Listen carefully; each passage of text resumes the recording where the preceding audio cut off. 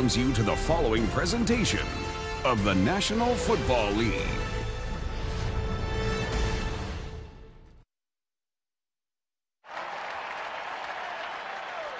Moments away from kickoff, Jacksonville won the toss. They have elected to defer, so Carson Wentz and the Colts will get the ball first. And Sherry Burris, Carson has a lot on his mind today. Yes, he does. If he didn't enough without all this on his plate for now, Andrew. Colts quarterback Andrew Wentz and his wife are expecting their second daughter any day now. The waiting game continues, but Carson said if his wife went into labor, he was not going to miss this game.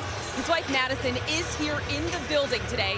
Wentz told us, yeah, he might check his phone at halftime for updates instead of looking up at the stands for her. So it might not be a birthday today, Andrew, but it's a great day for some football.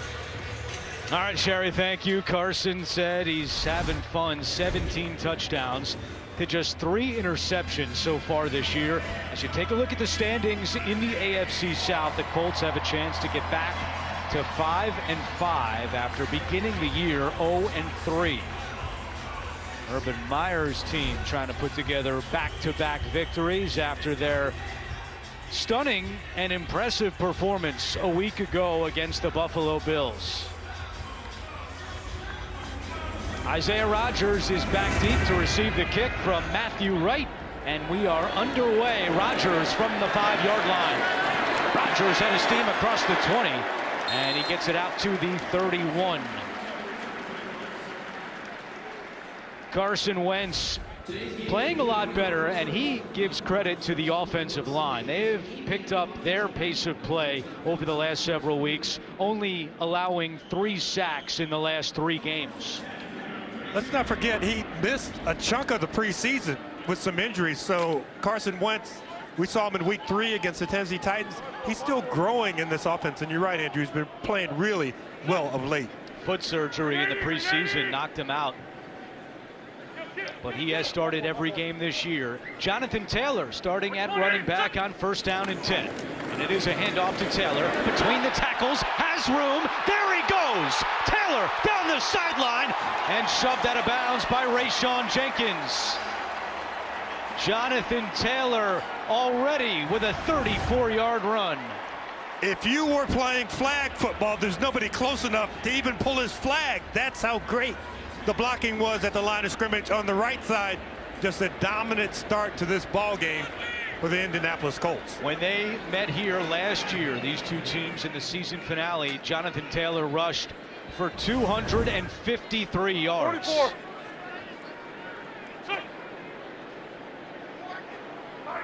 And already Indianapolis into Jacksonville territory. Right back to Taylor. And this time he cannot escape Josh Allen and Miles Jack coming across to make the play. Miles Jack second on the team in tackles. As we take a look at the offense for the Colts, and Braden Smith, the right tackle, a bit of a question mark this week. He suffered a right elbow injury a week ago against the Jets, but he's starting today. And James T.Y. Hilton is back. Nice. Yep, T.Y. Let's see some T.Y.s. Just his 3rd game of the year because of injury. Wentz rolling right, throws on the run, and completes the pass. Short pickup to Michael Pittman, and Shaquille Griffin had the tackle.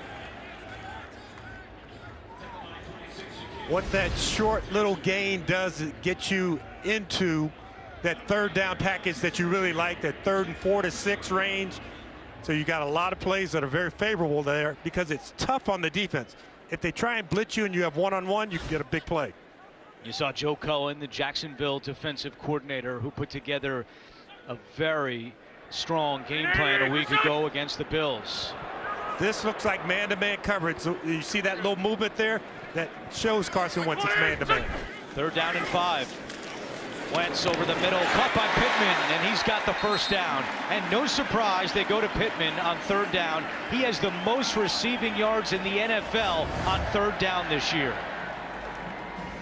Good at the line of scrimmage. Pittman is a 6'2" guy who weighs 215 pounds, who moves like a 6', 190-pound guy. Very, very good feet at the top of his route, really stuttering and bursting away from Shaquille Griffin. There's his third down numbers this year. Now 20 catches on third down. 20 of his 51 receptions. First and 10. Taylor up the middle again inside the 20 and down at the 15. DeJuan Smoot on the tackle for Jacksonville, but 8 more yards for Taylor. You know, one of the tough things, if you're going to play safeties deep back here, you don't have that immediate run support. So it's thin up front. There's only 6, and you've got 6 blockers. You turn one guy loose, and they run right past that one guy, and you get a positive gain. So it's just a numbers game right now for the Indianapolis Colts. Green 80, green 80. Back to Taylor. And Jonathan Taylor picks up the first down. He entered today needing 117 yards to overtake the injured Derrick Henry for the NFL rushing lead, and he's already got 46 yards rushing today. Colts in the red zone where they have really picked up their play.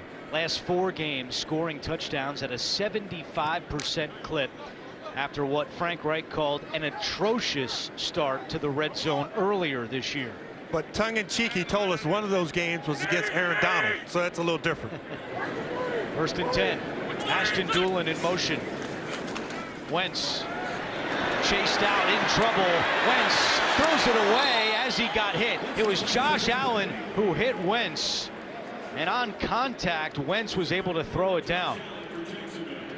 You know, I think fans, especially of the Colts and maybe the Eagles, look at Carson Wentz at that moment where you're thinking, just eat it. Well, Carson Wentz is so strong that he can run through some of those tackles and still throw the ball away, as opposed to it being 2nd and 17 or 2nd and 18.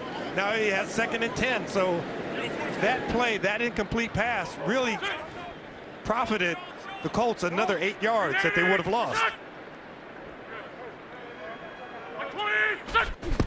Second down and 10.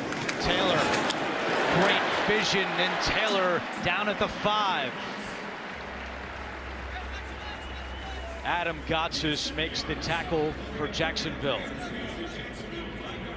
You know, a lot of times we'll see offensive linemen gesturing toward the line of scrimmage when they have a successful run to say, come on, coach, bring it, let's see some more. I don't see these guys doing that because they know that they're the engine that's driving this team. Whether you're running it, whether you're throwing it, this offensive line has really been put together well by the Colts. Mark Lewinsky starting at right guard over Chris Reed today. It's 3rd and 3. Taylor is on the sideline. It's Nyheim Hines next to Wentz, who's looking to throw to the end zone, and he overshoots Mo Alley-Cox. 4th down and 3. And Frank Reich will send out his kicker, Michael Badgley.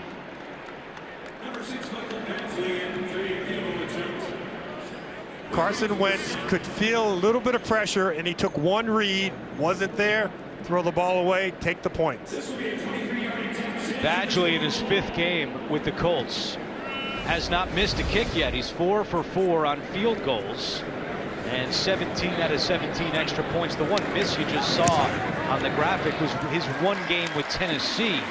He missed a field goal, but hasn't missed with the Colts. Good opening drive, results in 3 points.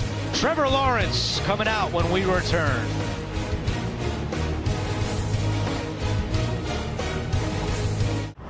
Happy, so happy. 3-0 Colts. Salute to Service is the NFL's year-round effort to honor, empower, and connect our nation's service members, veterans, and their families. Learn about the NFL's work with its long-standing military and veteran nonprofit partners by visiting NFL.com/salute. Rigoberto Sanchez will kick it away to Jamal Agnew, who is back deep.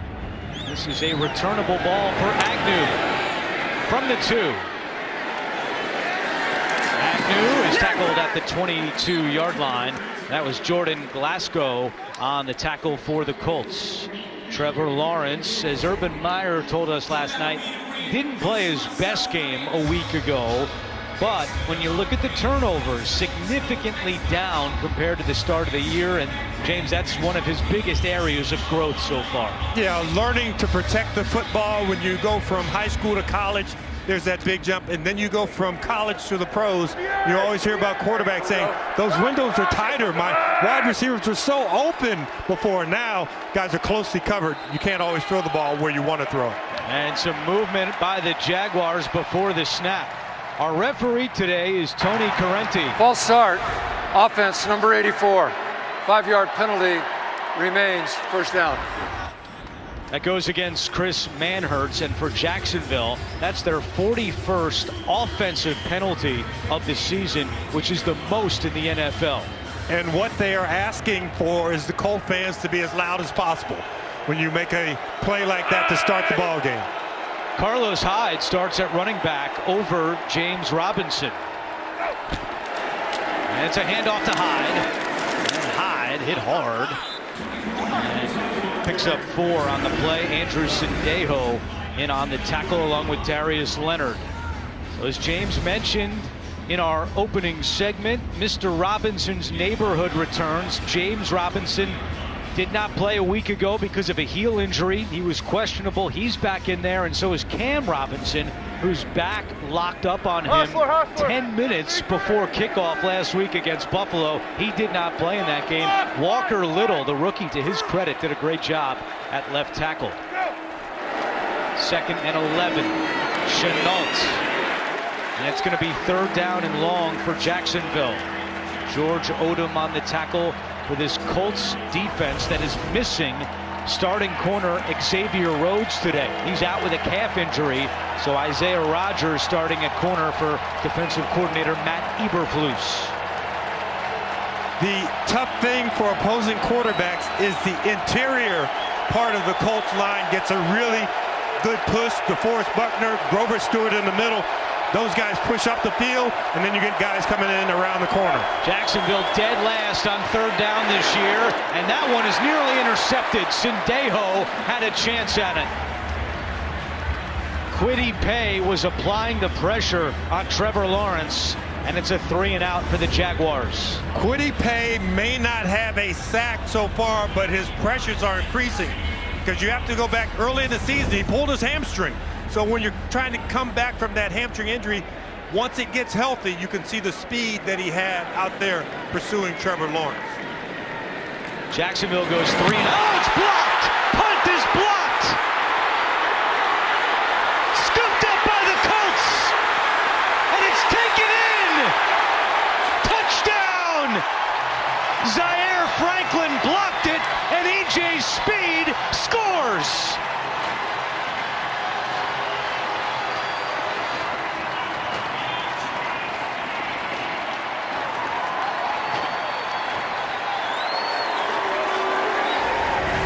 Bubba Ventrone, the special teams coordinator for the Indianapolis Colts, spent 10 years as a player in the National Football League. And his experience, you kind of know where those gaps are going to be.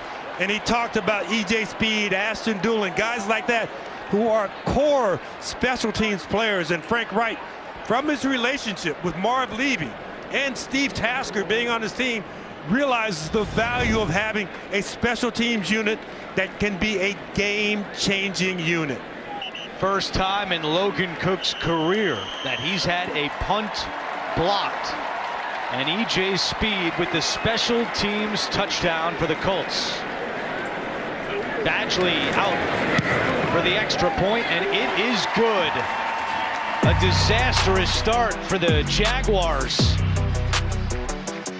A special teams standout play by the Colts. Franklin the block, Speed the score. 10-0 Colts. The official chip and dip of the NFL. And by King Richard. In theaters and on HBO Max Friday. Largest children's museum in the world right here as the Colts take a 10-0 lead as we go back to the block punt. Zaire Franklin, a Syracuse graduate, blocking the punt, and E.J. Speed, who blocked the punt last year for the Colts down in Tennessee is the one this time who recovers it for a touchdown. Indianapolis with 10 points in just over 90 seconds. Here's Agnew trying to answer right back with a flag flying in. Agnew down at the 30. Are we going to get Sanchez for headhunting? The punter who kicked off went after Agnew high. It's a crazy start if it is. Nope. During the return of the kick, holding receiving team number 38. The penalty of assess half the distance to the goal. First down. That's on Andre Cisco, the rookie out of Syracuse. So Jacksonville has already allowed more points in this quarter than they did all of last week against the Buffalo Bills. Gotta have your quarterback take the team under his wing and kind of calm them down. Make some positive plays. They're in the shadow of their own end zone, but they've got to start this drive out and at least, Andrew, get 2 first downs so that they can get to a point where when they punt, they can change the field position. James Robinson is in at running back, and Jacksonville starts this drive at their own 9-yard line. It's a give to Robinson, and he maybe gets 2 yards, pushed back by Al-Quadin Muhammad and Bobby Okereke. When you are not fearful of the receiving core that you're facing, you can play man-to-man or you can play zone on the outside. And what that allows you to do, it allows you to have one of your safeties be part of the run-stopping package. So you're trying to fill up all the holes and all the gaps, and that safety is the additional player who can get down in that box. There's Odom, the strong safety, number 30 on the outside. Lawrence looking to throw. Steps up, finds Robinson, hit immediately and spun down by Franklin. There is a flag down. So Zaire Franklin blocked the punt, and now a tackle for a loss as we await the call from Tony Corrente. Holding, offense. The penalty has been declined. Result of the play creates third down. So they'll decline it because it's third down. No gain on that last play. And once again, Jacksonville looking at what has been their big issue all season long, third downs. Urban Meyer saying this week it's a weakness. Darrell Bevel, the offensive coordinator, saying it was a major focus once again at practice this week. Lawrence looking deep down the sideline for Agnew, makes the adjustment but can't hold on. Good coverage by Rock Yassin. And once again, Jacksonville goes 3 and out. Boy, great accuracy on the throw by Trevor Lawrence, because what he did, he made a decision early on to pick out the one-on-one matchup that he liked the best, and there's some separation there. And Agnew, who's not a big player, who's more of a special teams guy, just couldn't come down once he hit the ground with that ball. See if the operation works a little bit better for Jacksonville this time. 4th and 8, Cook high, spiraling kick. Hines, fair catch at his own 46-yard line. So the Colts, already up by 10, will have great field position to start this drive. With DraftKings Sportsbook's latest offer. At Lucas Oil Stadium, we had some snow this morning in Indianapolis. Inside the NFL is now streaming exclusively on Paramount Plus. Get expert insight and exclusive commentary from the hardest-hitting team in the game. James Brown, Phil Simms, Brandon Marshall, Ray Lewis, Michael Irvin, and Julian Edelman. Stream new episodes of the Emmy Award-winning series Tuesdays at 9:30 Eastern. First down and 10, and Carson Wentz to the air, throwing right, and it's caught by T.Y. Hilton. Just his 7th catch of the year in only his 3rd game. He receives a nice hand from the crowd. He missed the first 5 games of the year because of an injured neck, and then he came back, injured his quad, missed another game, and then did not play last week because he suffered a concussion on Halloween. As he said, it's been mentally a tough year, but on his 32nd birthday today, he's happy to get back out there.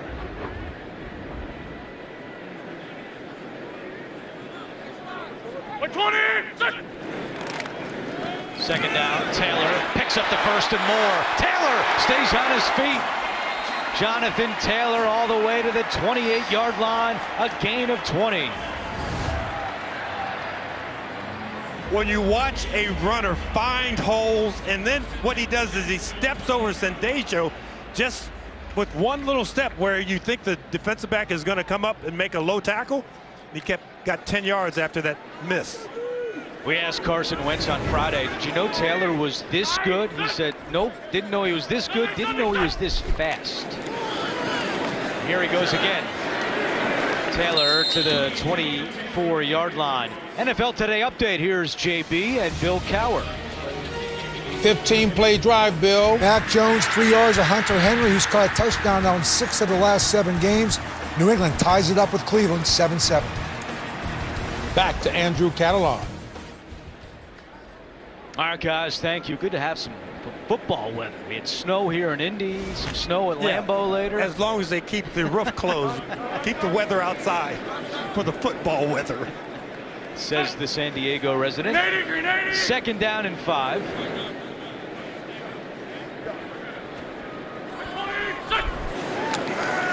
Play fake. Wentz hit as he throws, incomplete. Pressure was coming, and it was Josh Allen who hit Wentz. Allen, the reigning AFC Defensive Player of the Week. A little bit slow to get up, but he's going to stay in there. Great job by the coverage that allowed Carson Wentz to kind of pump. You see that little extra pump that he had in there when he wanted to get the ball out, but the receiver was covered. So that coverage and the pressure combined puts Carson Wentz on the ground. And now Allen will come out. He's a little slow to get up. And he'll watch from the sidelines for 3rd down and 5. We're going. 20. Wentz looking for Hines, makes the catch, and he's got the first down. Tyson Campbell was a little bit late coming over, a 7-yard pickup. You watch Nyheim Hines play and you go, hey, what a great 3rd down back. And that's kind of an offhanded compliment because he can run in between the tackles. He's physical, he's fast. You saw that great passer out there, so you can split him out and use him as kind of an extra wide receiver. He is just a football player, and don't just shoebox him into being a 3rd down back. Taylor returns at running back for 1st and 10. Blade. 5-4. 5-4. There you go. 20. Taylor inside the 10, tripped up there. Another big run for Jonathan Taylor, 8 more yards. And now he's at 85 rushing in the 1st quarter. You know, we always hear about the box being full. This time, guys are coming from this angle to kind of get after the run. Carson Wentz says, there's some guys we don't have to block. We'll just let Jonathan Taylor run away from those unblocked defenders, and we get such good push on the play side, we have an opening. 2nd and 2. 180. Back to Taylor. Up the middle. Taylor inside the 5. It'll be 1st and goal for the Colts.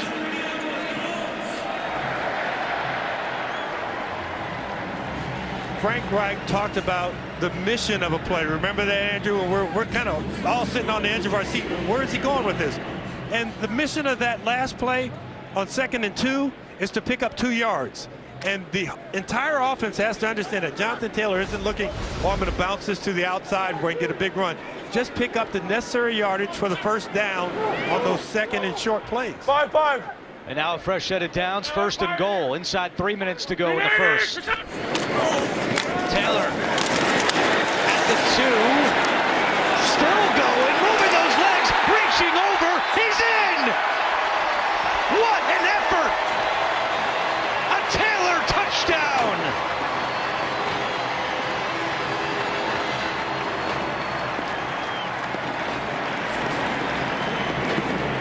And it's now a rushing touchdown in 7 consecutive games for Jonathan Taylor. We talked to Jonathan Taylor about his ascension in the running back ranks of the NFL. And, you know, obviously Derrick Henry is the name that always comes up. And we asked Jonathan Taylor if he felt like he was a big running back, because at 226 pounds, he is big, but he said, no, just an average size running back. Extra point is good. Jonathan Taylor from Wisconsin, jumping around early, 93 yards rushing and a touchdown.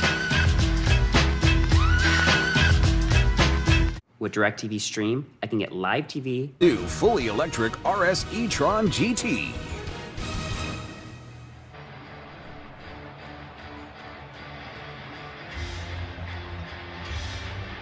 Our videographer, Jonathan Pope, spending some time at the Indianapolis Motor Speedway yesterday, largest sporting venue in the world. And it's 17-0 Colts as Agnew will return this one. And does not get to the 25. Jonathan Taylor already 93 yards rushing and a touchdown for the Colts. You know, we gush about his size, his speed, and his strength, but I think it's his vision to be able to read the defense, to diagnose where that little sliver of a hole is going to be, and then obviously to be able to put the foot on the accelerator and get right through that opening. Jonathan Taylor, he's been doing that all year long. He did it a week ago when they played on Thursday, and he did it the first play of the game today. So maybe he wasn't warmed up enough to take it all the way down the straightaway. Jaguars have run 6 plays for 8 yards. On 1st and 10, Lawrence throws on the run, looking deep, dangerous pass, and it's incomplete. Kenny Moore got his hands on it. Isaac Rochelle was bearing down on Lawrence on the release. Well, Jacksonville you've got Trevor Lawrence outside the pocket, which is one of the things that you want to do when you're facing a fierce pass rush, but nobody's able to get open, because at this point of the game, when you're down 17-0 in the first quarter, the defense kind of knows that you might want to be trying to throw the football. 7 plays for Jacksonville, already 7 first downs for the Colts. 2nd and 10. Go! And the handoff, not much doing there. James Robinson gets a yard on the play. 3rd and long for the Jaguars. And James, we saw on 1st down, Jacksonville try to take a deep shot down the field. That is something that Urban Meyer has been very adamant about, that they don't have a lot of success with the deep ball, saying it's been non-existent. They tried something there on 1st down, but now looking at 3rd and long again. And just a sample of the coverage with those safeties back, with that umbrella look over the offense. Lawrence has time, fires, caught by Jones, right around the sticks, and with the spot, he'll get the 1st down. TJ Carey on the tackle after a gain of 12. Yeah, nice job by Marvin Jones, looking at that coverage and knowing that it's a soft 2-deep coverage. Look at Carey on the outside. He kind of runs that corner stop at him, makes Carey stop his feet, and Trevor Lawrence, a nice job figuring out what they were doing, because you don't always see these coverages that he's seeing now at the pro level. He didn't see them at Clemson when they were beating people. They were ahead by 17-0 in the 4th quarter back in those days. Agnew takes it, has some room to run. He's got great speed. Agnew down the sideline. Adios, Jamal Agnew. A 66-yard touchdown.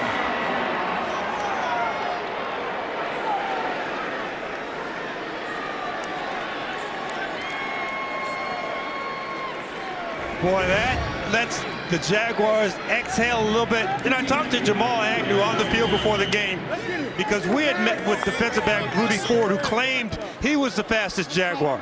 And I asked Jamal Agnew, I said, who's the fastest? He said, I am. I said, well, Rudy said he was. Jamal looked at me with a big grin. I think Rudy has something to look at right there. Jamal Agnew, nobody can catch him. Agnew, as the extra point is no good. Matthew Wright, 2nd time this season he's missed an extra point. Agnew with his 1st career rushing touchdown. Jamal Agnew, big play for the Jaguars. They're on the board.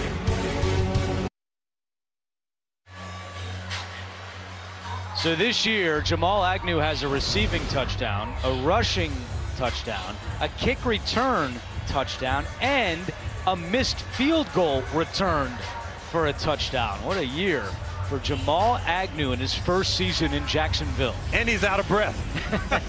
He's earned that right. Matthew Wright was wrong on the extra point. His kickoff here to the 1. Rodgers. And he is cut down shy of the 20. Andre Cisco on the tackle for Jacksonville as we go back to the touchdown. Oh, you remember that old Green Bay Packers sweep where you get a seal from the outside and a seal kick out from the inside? Laquan Treadwell, the wide receiver, Cam Robinson, the left tackle. They get the work done down the field, and then it's Jamal Agnew just turning the corner. And I guess Indianapolis brings out the speed in everybody because that's the speedway going straight ahead. Longest Jacksonville touchdown run since week 5 of 2018 when Blake Bortles ran for a 21-yard touchdown. And movement up front and a false start against the Colts. False start. Offense number 11. 5-yard penalty remains first down. Goes against Michael Pittman. When you have an abundance of scoring early, you've got to kind of just refocus, rein it back in. Had a big run by the Colts, a big run by the Jaguars, a block punt. A lot of things have happened, so you kind of have to get back to the basics of playing offense, playing defense.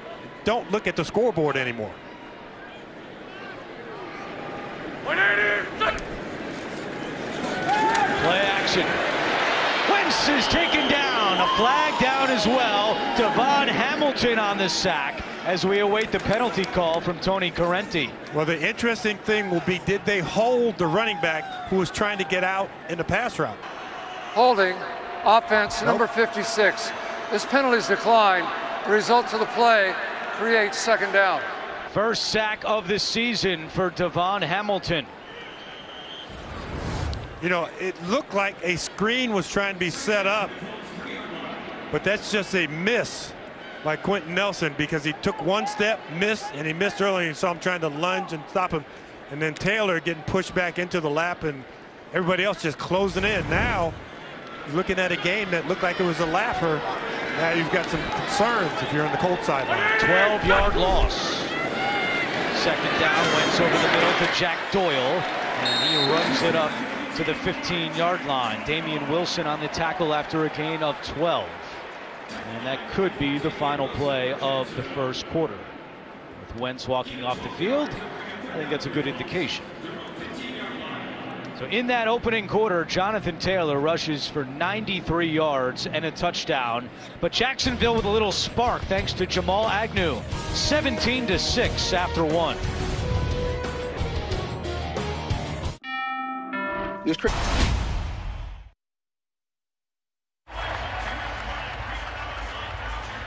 Back in Indianapolis, start of quarter number 2, and look at what Jacksonville did defensively a week ago against the Bills compared to what it's been like at the start of this game.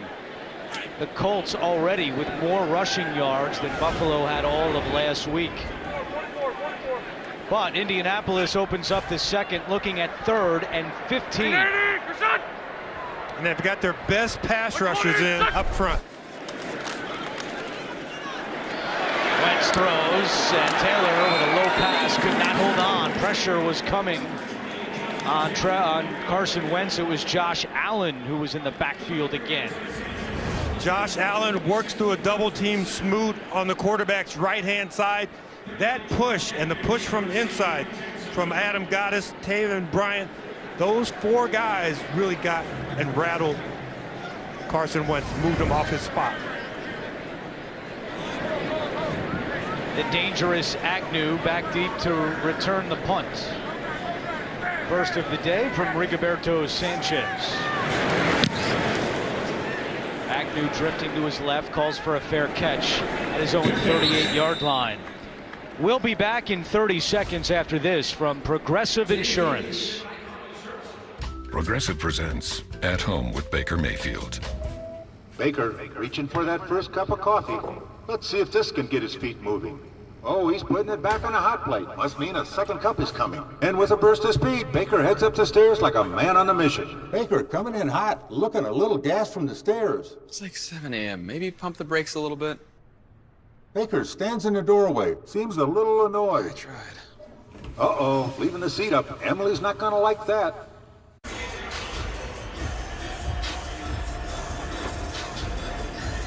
Andrew Catalan, James Lofton, Sherry Burris, our entire crew, producer Steve McKee, director Andy Goldberg. We thank you for joining us.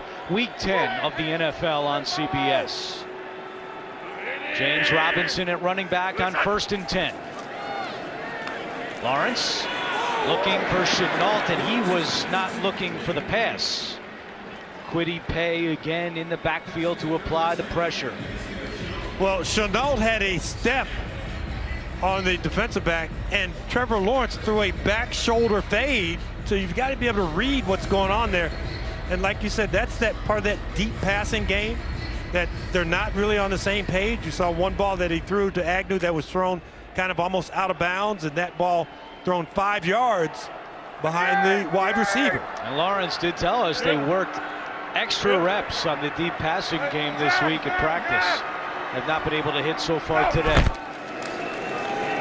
Robinson runs into his line, and then the second effort gives him 2 yards. Yassine on the tackle. 3rd and long.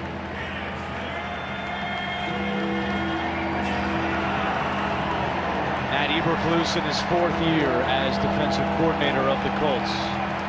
And Matt has a nice defensive rotation because Antoine Woods, Rochelle, they kind of jogged off the field on that last play, and you've got guys who are filling a role and allowing Buckner and others to come in critical 3rd down situations.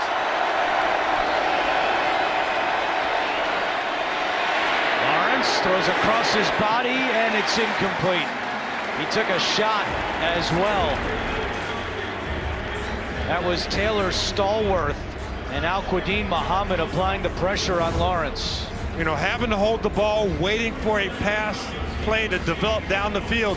If you get little leaks in there, you're going to get some pressure on the quarterback, and those throws are not going to be on target. Another 3rd down incompletion for Trevor Lawrence. You saw his completion percentage around 40% on 3rd down this year, worst in the NFL.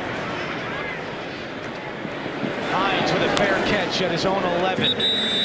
With 13:48 to go in the first half, 17-6 Colts on CBS.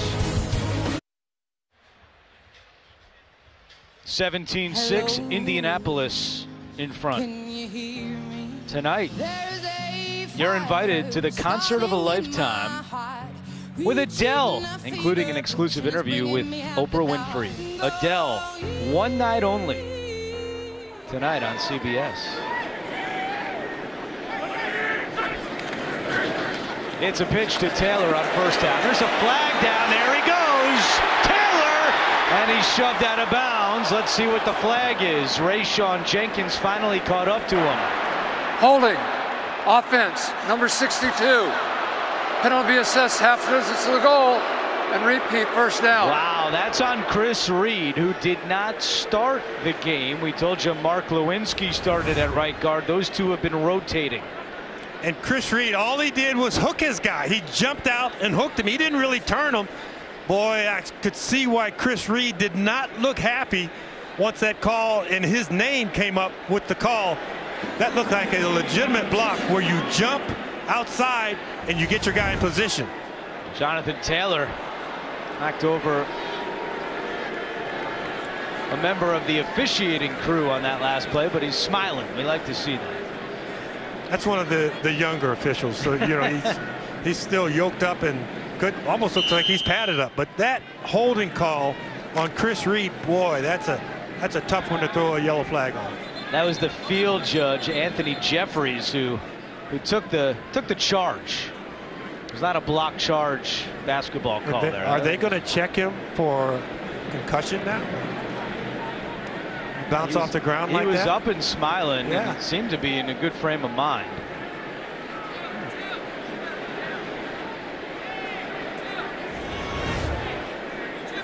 See if he does land on his head, because the back of your head can hit that turf. Ooh, yeah, that's yeah. And they are going to take a look at him, as they should. Make sure he's okay. So we have a field judge going into the blue medical tent. And the holding penalty negates a 32-yard run.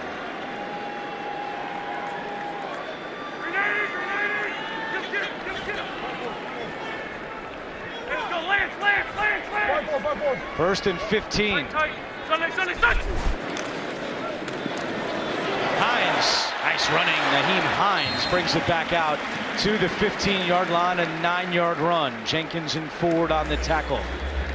That was almost the same play, but in the opposite direction. You're getting guys pulling, getting guys pinning. This offensive line, these are the guys, you add Chris Reed in there, and they have 6 starters, really. Mark Golowinski is the 6th starter. He started the ball game at right tackle. But they have 6 guys who, when training camp started, they said these are the guys that are the core of this offensive line. And they're all back, they're all playing. You can see the results. 5-4. Kylan Granson goes in motion. 2nd and 6. Back to Hines. And it'll be 3rd and short. NFL Today update. Here's JB and Bill Cowher. Patriots looking for a 4th straight. I'll tell you, this rookie Mac Jones looks anything but a rookie here. You're going to find Kendrick Bourne from 23 yards out. Mac Jones 9 of 10, 2 touchdown passes. New England up 21-7. Andrew, James, and Sherry. Patriots are heating up, guys. Thank you for the update. 3rd down and 3 here as we approach 12 minutes to go in the opening half.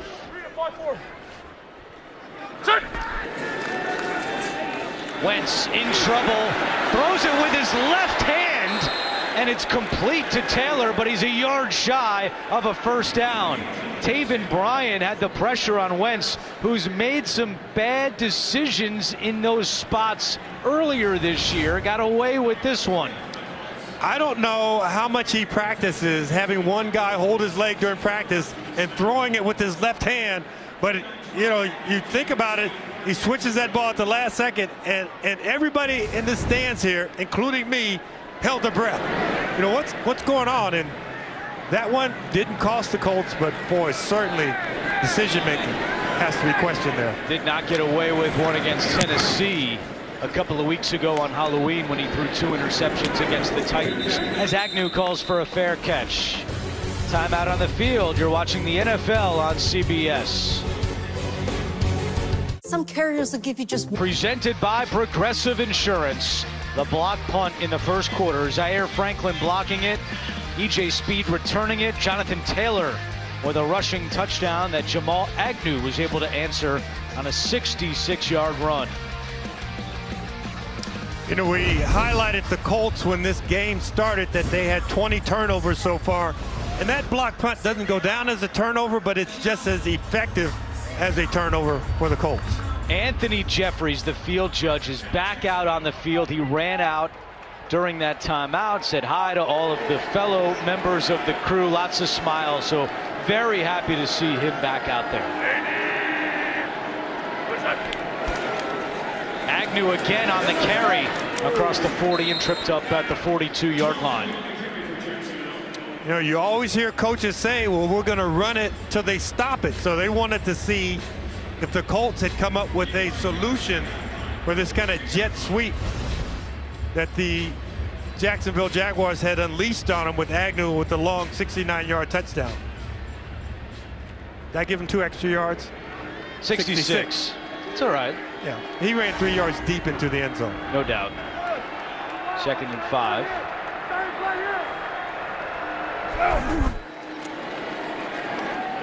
Robinson on the carry across the 45, and he picks up the 1st down, but there is a flag down at the 40-yard line.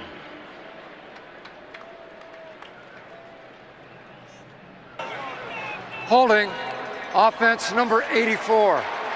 10-yard penalty, repeat 2nd down. 2nd penalty today on Chris Manhertz. We met with Jamal Agnew last week down in Jacksonville. We were talking about nicknames, and he said that back in high school, some of his friends started to call him Swagnew, which he thought was pretty cool. But his dad also thought it was cool and made it his vanity license plate.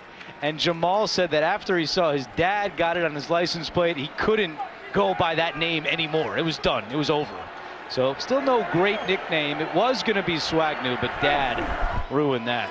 2nd and 15. Lawrence on the move. He's got a lot of room to run. Lawrence across the 40. He slides down at the 44-yard line. Good awareness there by Lawrence. A 13-yard run. That's the longest of his career so far. And once Lawrence got near the boundary, he would have said, well, maybe I can run out of bounds. Well, there was a defender outside of him, so he had to cut it back inside and did a smart job sliding, getting down, avoiding contact. So far today on 3rd down, Lawrence is just 1 of 4 for 12 yards.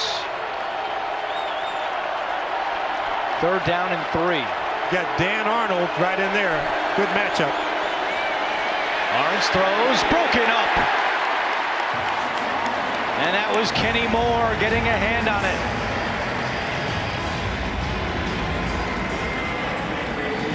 You know, the common nickname for the position that Kenny Moore plays is nickel. Some people have dubbed it the star, but it really is a position that more and more people are looking at it. Even if you go 5 years ago, it wasn't on the all-pro list. It is now, and Kenny Moore is one of those guys who's vying to be an all-pro nickel player. Already the 4th 3 and out today by Jacksonville. As Cook is punting to Hines. Bounces at the 16. Takes a Jacksonville roll out of bounds around the 10. A 46-yard punt.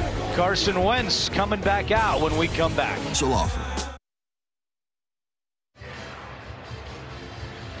Carson Wentz already this season with more victories and touchdown passes than he had all of last year with Philadelphia, and 12 fewer interceptions for Wentz so far, only 3 on the season. You should see the first 4 possessions for the Colts last week against the Jets. Their first 4 possessions all resulted in touchdowns.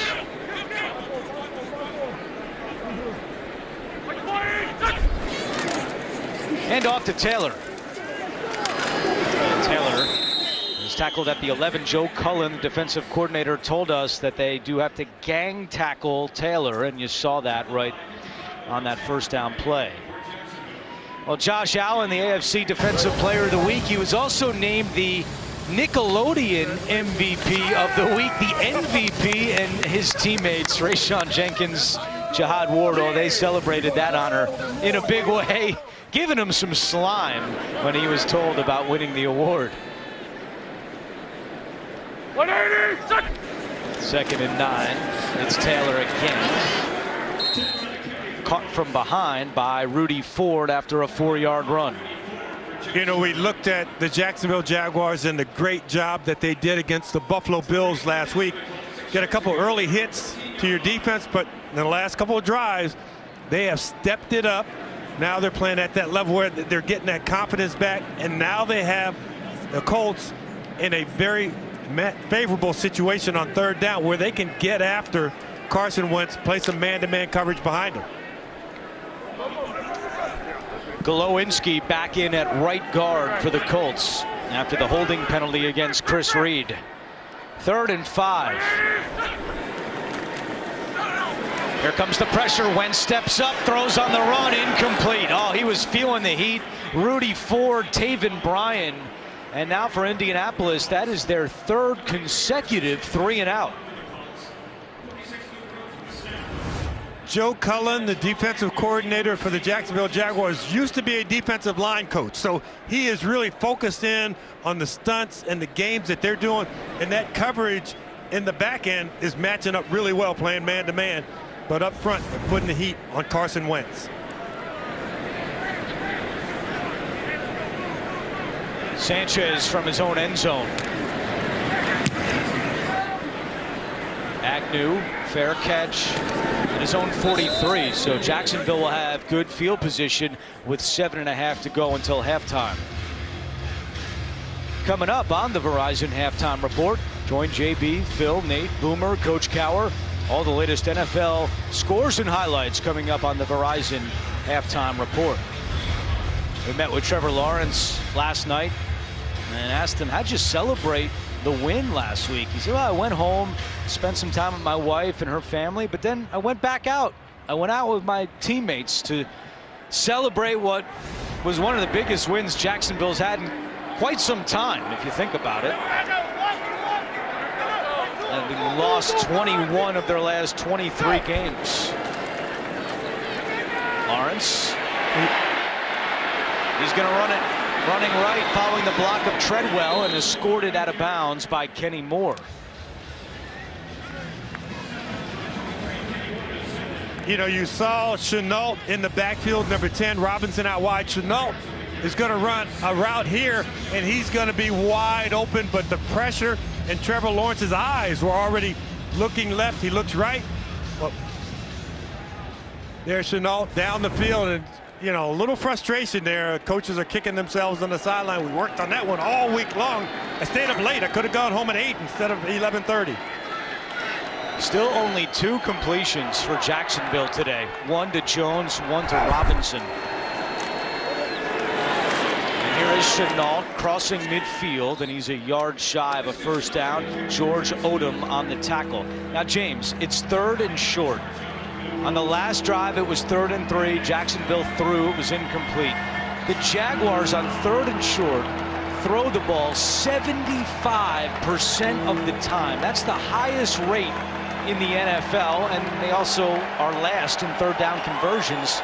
To me, this has got to be a run right here. They've got to get something going on the ground. Especially if you look at the field position. Run it, and you can even run it on 4th down if you want to be bold. They do run it, and Hyde fighting for it, doesn't get it. Well, that shows you what I know. Well, they tried to spread them out with the wide receivers outside, but what the Colts did is they brought guys off the edges and said, we're going to play man-to-man outside, and we're going to wreck it in the backfield. Trevor Lawrence was just waving the punt team off the field on 4th and 2, but Urban Meyer won that battle and sends out the punter Logan Cook, but Lawrence wanted to go for that one. And well, it's tough to lobby for a 4th down run when you barely get back to the line of scrimmage on the 3rd down run.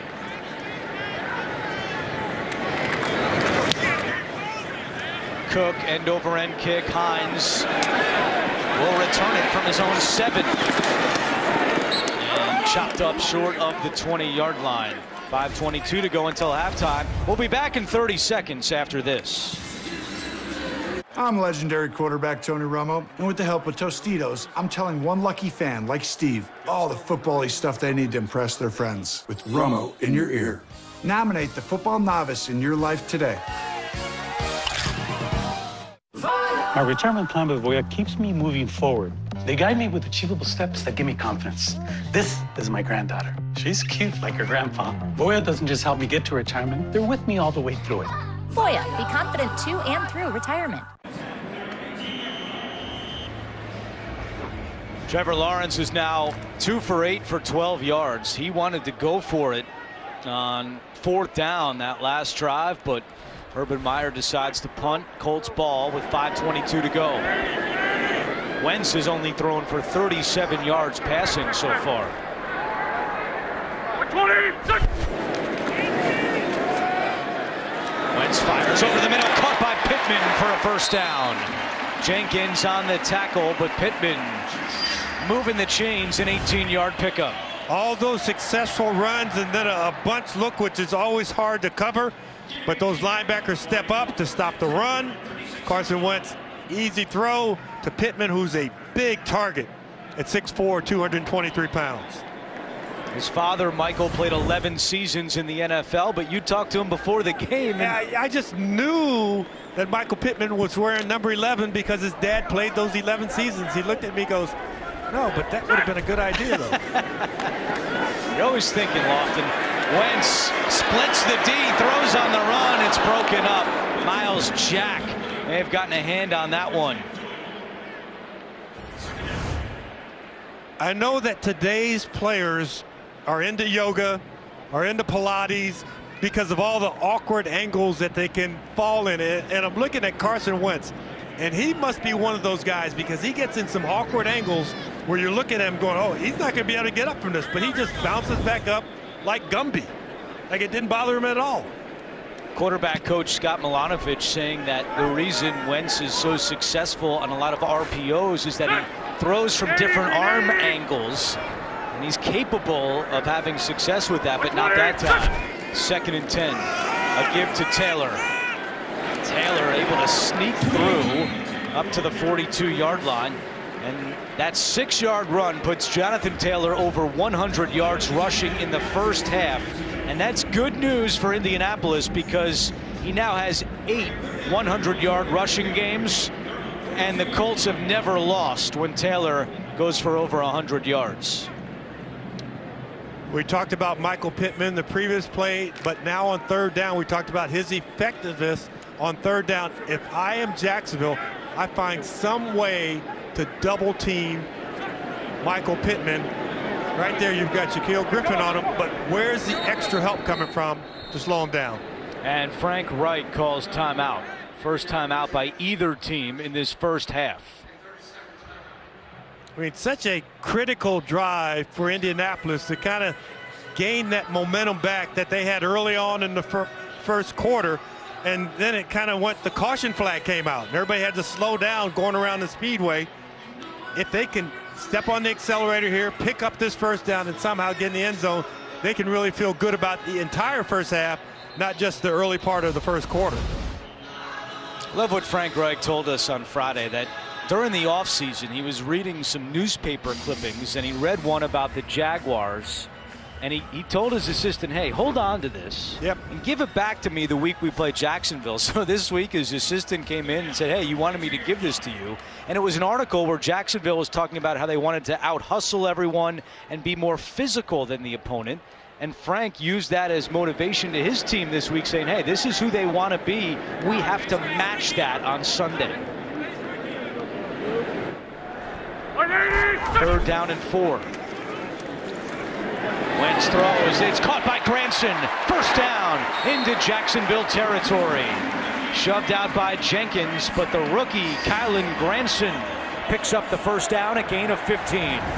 When you're a rookie tight end and you're trying to establish your role on the team, and you've come out of SMU where all the wide receivers are getting a bunch of passes, you're getting kind of the leftovers, you've got to be really efficient when your number's called. That time he ran a combination route with Michael Pittman. They doubled Pittman a little bit off the line of scrimmage, and Granson was one-on-one, won his matchup.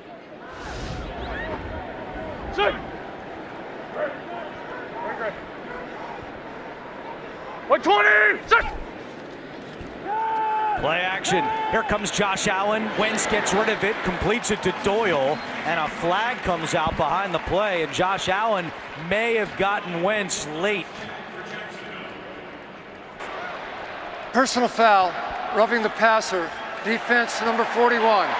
This 15-yard penalty will be added to the end of the play and an automatic first down. It is on Josh Allen.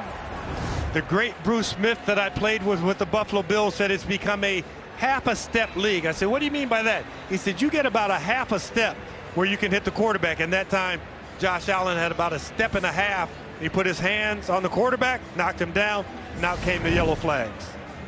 That was a tough one, I think. Well, because he didn't really shoulder him up, but when you still knock him to the ground and you can see that that ball is already out of his hands, I think the officials expect you to pull up and not hit him at all.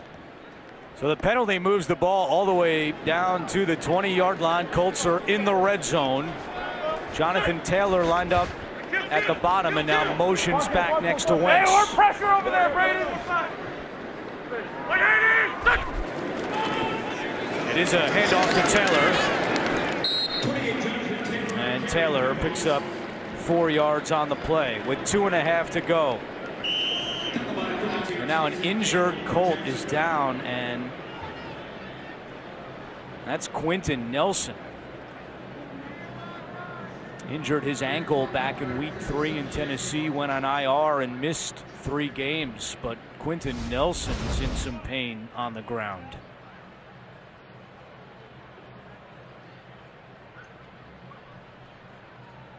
Three-time first-team All-Pro only the 5th player to do that in each of his first 3 seasons. He's right in the middle. You don't know which leg gets jumbled up. There's a huge pile of mass humanity. And when he gets up, he has his hand on that right ankle. We'll step aside, come back in a moment. All you can do is tell the truth and hope. Quentin Nelson able to walk off under his own power, a good sign, and trying to work through that injury as Chris Reed comes out to play left guard for Nelson, and Glowinski is in at right guard. 2nd down and 6, clock is running.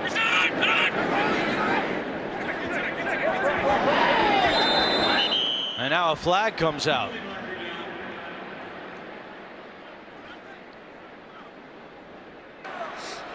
False start, offense, number 72. 5-yard penalty, and remains 2nd down. On the right tackle, Braden Smith.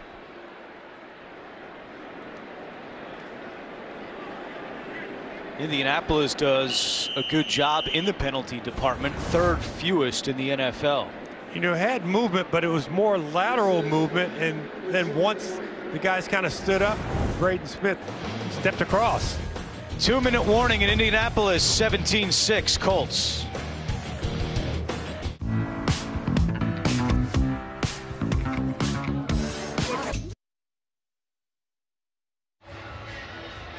Two-minute warning at Lucas Oil Stadium, and good news for Indianapolis is Quentin Nelson is already back out there in his left guard spot. Colts have 2 timeouts remaining. Jacksonville with all 3.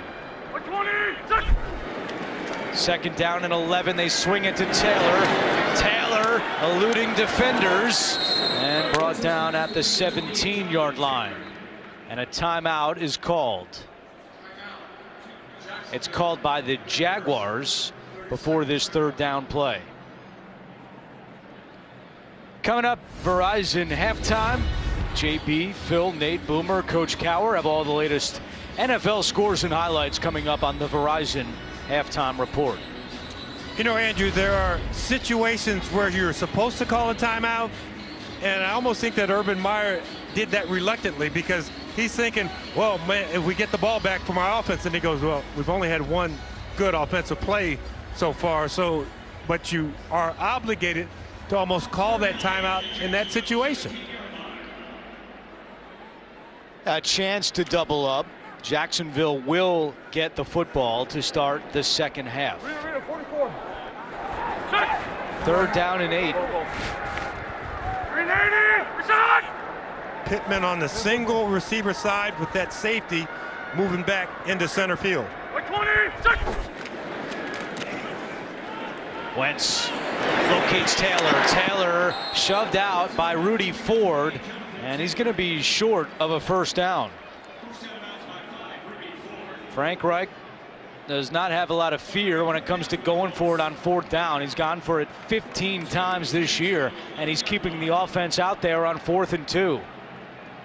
I think what you have to do now, if you're Frank Reich, is you look at that play sheet, maybe let this play clock go all the way down before you decide what you're going to do, because you could use a timeout here and really kind of ice your own team, but you would also go in with the best play possible.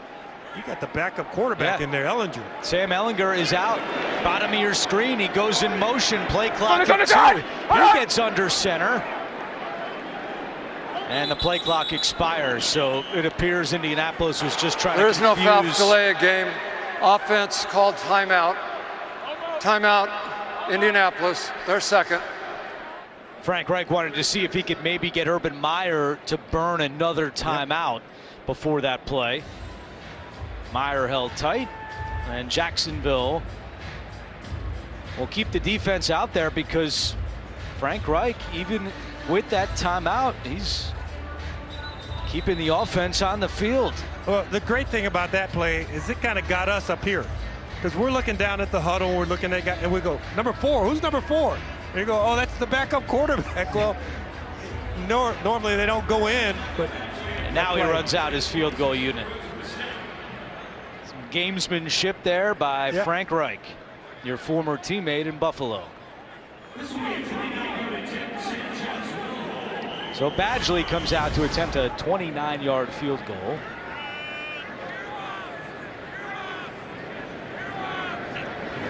One for one on the day, and Badgley is good.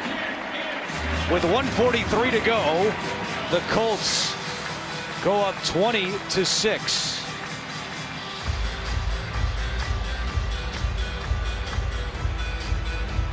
Carson Wentz in the first half, 11 out of 17 for 88 yards. Jonathan Taylor rushing for 107 yards in the first half. All right, James, you got a rookie quarterback who has struggled today, just 2 for 8. You do have 2 timeouts to work with.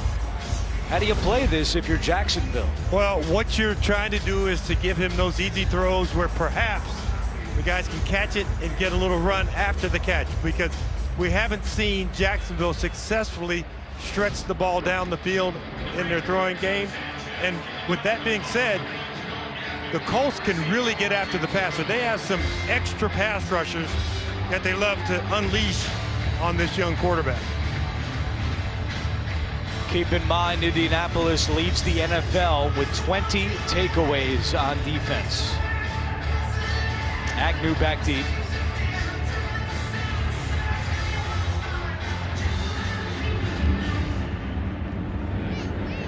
And Agnew will let this one go.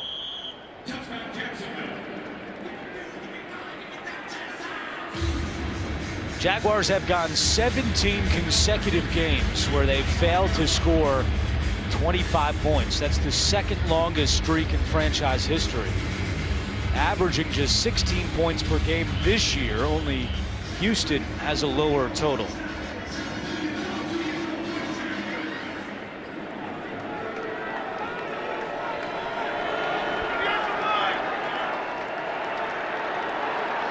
From the 25.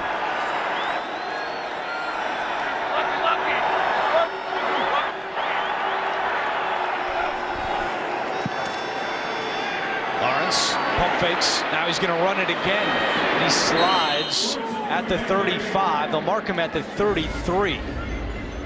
So he's 2 yards shy of a first down, and the Jaguars go no huddle. The safeties did a good job kind of not giving Trevor a look, whether it's single high or too deep. Lawrence, quick pass, incomplete. Looking for Dan Arnold, who is still without a catch today. And it's 3rd down and 2. Andrew, those are the throws that you just cannot miss. They're easy throws that you make in warm-ups all the time. Protection was there, the receiver was open, and then you miss him by a couple of yards. That's not good. The 3rd down numbers for Lawrence so far, 1 for 5.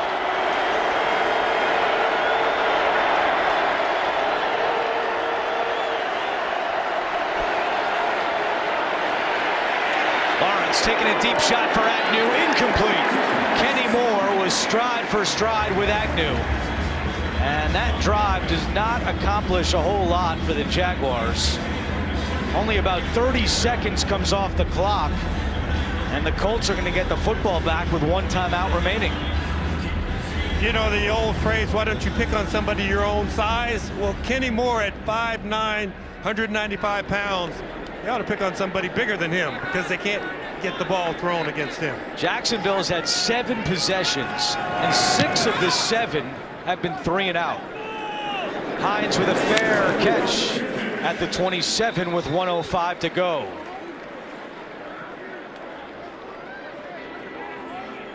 And let's check in with Sherry Burris. Well, yeah, Andrew, Trevor was talking with some of his guys, Jamal Agnew and Marvin Jones Jr. on the sideline. It was yesterday. Urban Meyer told us something he wants Trevor to work on is his accuracy, and we're seeing that out here today, too. Yeah, the completion percentage on the season, Sherry, 59%. That's 30th in the NFL. And today, just 2 for 10 for Trevor Lawrence. Last week against the Buffalo Bills, the Jacksonville Jaguars did a great job of keeping things underneath in the coverage. Wentz to Hines. Hines down the sideline, out of bounds.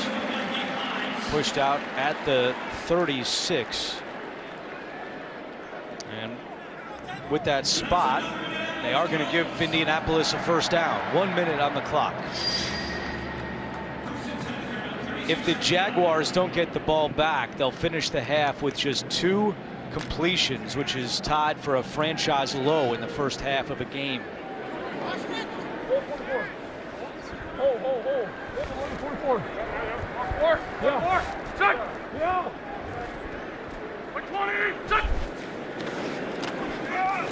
Wentz, pressure coming, ball is batted down, incomplete. Roy Robertson Harris got a hand on that.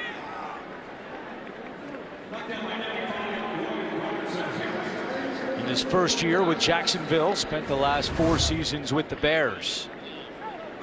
See Carson kind of looking down the middle. Miles Jack, who's the middle linebacker, who's getting in that deep third middle, went away from him, so he had a chance to hit Mo Alley Cox down the middle. Came off that, tried to throw it to Pittman, then got the ball knocked down. So it's that progression that quarterback is rapidly trying to go through. 20,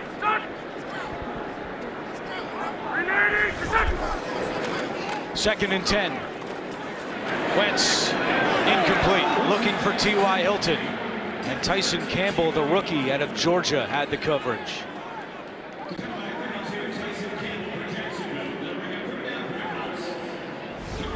Still got that middle of the field that you can work with, but like I said, Miles Jack, number 44, when they line up in a 2 deep safety look, and you talk about that Tampa 2 look, Miles Jack is going to be the middle safety who's going to run down that middle hole looking to see where that receiver's coming from, and normally he'll run toward the wide side of the field. There's Miles Jack right there, so he's going to run down that middle, trying to prevent you from throwing the ball there. On 3rd and 10, he's blitzing. So is Nevin Lawson. Wentz again with a dangerous pass. Incomplete. Just a flick of the wrist from Carson Wentz, and it's 4th down. So nice change up to bring pressure, get Carson Wentz off his spot, and then you get him to make a interesting decision. Well, let's talk about the decision, because we saw him throw with his left hand earlier in the game. We've seen him make mistakes earlier in the season when he tries to get a little too improvisational towards the end of plays. He's got to be very careful. Gets away with it there. Agnew, returnable from his own 21. And Agnew lunges up ahead to the 30, tackled by Luke Rhodes, the long snapper. Some of the decisions that Wentz has paid for earlier this year, James. Yeah, he can come at you from different angles trying to get that ball out. And here he goes to his left hand when he's in the end zone. He knows right here I could give up a safety if I get tackled. Well, he gives up an interception return for a touchdown. Completed one with his left hand earlier. This one, dangerous. And now the Jaguars get the ball back with 36 seconds on the clock, looking to throw. Lawrence gets away, throws on the run too high in the vicinity of Carlos Hyde. When Trevor Lawrence comes to the sideline and they're looking at those tablets, the first question that Brian Schottenheimer has for him is what did you see? Because you're trying to decipher what he's seeing as he's in the pocket. And right now, Trevor Lawrence is not seeing the field clearly because of the pass rush and the pressure that's being applied by the front 4 of the Indianapolis Colts. 6 straight incompletions for Lawrence. Moving right, throws across his body, completes it to Dan Arnold. First catch today for the Jacksonville tight end into Indianapolis territory, and the Jaguars call a timeout with 20 seconds remaining.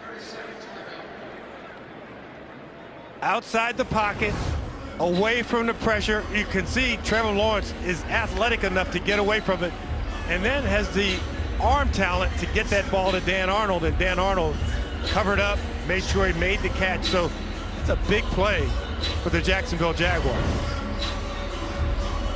Just the 3rd completion today for Trevor Lawrence.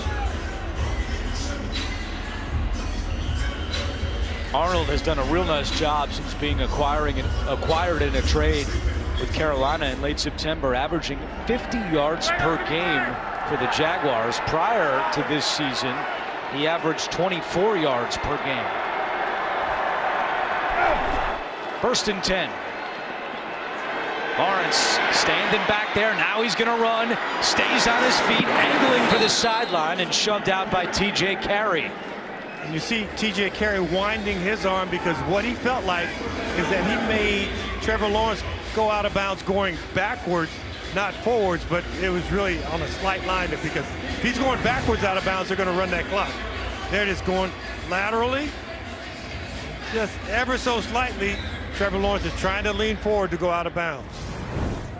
James, got to give him credit too. He doesn't get happy feet back there when the pocket's collapsing. He stands in there and in this case steps up and makes a play as they try to get some extra yards for kicker Matthew Wright, who hit from 55 a week ago. This would be from 56 right here. Lawrence on a slant, incomplete. That's one that Jamal Agnew should have had.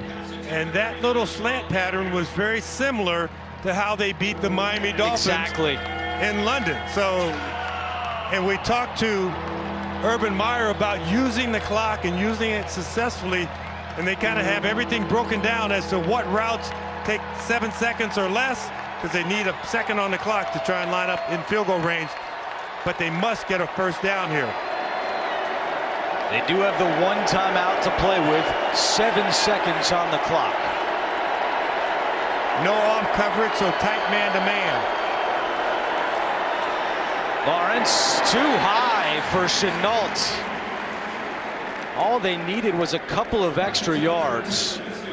And now it'll be Matthew Wright coming out to attempt a 56-yard field goal. Now, in pregame warmups, Wright hit the crossbar from 55 and it went in, as you see the incompletion on 3rd down. So he barely got it there from 55 in warmups. He tried from 56 and it was no good.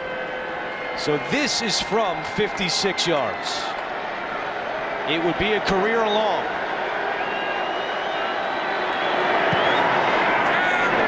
It's on target. Does it have the distance? It does. Matthew Wright has now kicked 4 field goals this season from beyond 50 yards.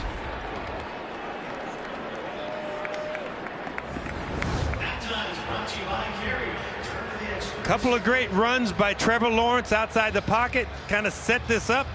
Matthew Wright was getting that leg warmed up on the sideline and did better than he did in warm-ups. He's now 4 for 5 from beyond 50 yards on the year. In his 6th game with Jacksonville, so it's 20-9 at the half. Halftime is next after these first half highlights from Verizon and a word from your local station. You know how some carriers give you so little for your... We are back in Indianapolis. Let's take a look at our first half highlight presented by State Farm. The block punt. Zaire Franklin blocking it. E.J. Speed scooping it up and scoring. That made it 10-0 Colts. But Jacksonville with a late field goal down 20-9 at the half as we take a look at the first half numbers. And not much offensively for Jacksonville. Only 36 yards passing by Trevor Lawrence. 3rd downs continue to be a problem for the Jaguars. Just 1 out of 8, but they do get the football to start the second half. When we woke up this morning and it was snowing, I thought, well, it'd be tough to throw the ball. And I said, well, we're playing indoors. Maybe the quarterbacks haven't realized that yet. Lawrence is just 3 out of 14. Agnew, who scored the only Jacksonville touchdown, is back deep to return the kick.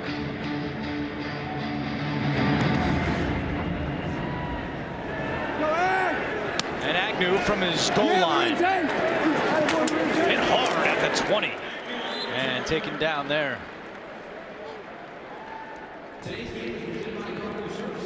And back in the broadcast booth with the Hall of Famer James Lofton, I'm Andrew Catalon.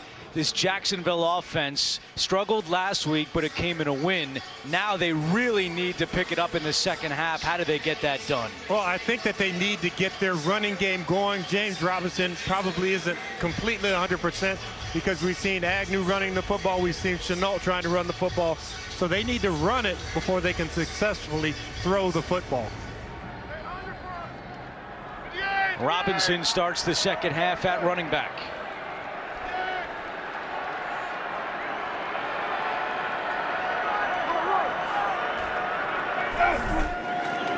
And a handoff to Robinson.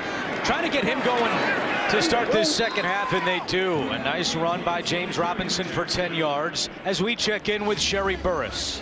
Andrew, Coach Myers said his offense doesn't have to make it any harder on themselves. They need to execute when it comes to throwing and catching the ball. And he said he loved the way his defense is playing. They are playing their hearts out. Now, Coach Frank Reich, he likes what his defense is doing. But when it comes to offense, he wants them to come out with the same momentum, pointing out they want to get the run game going again. All right, Sherry, thank you. And Frank Reich is walking out onto the field because there is an injured Colt who is down and being attended to.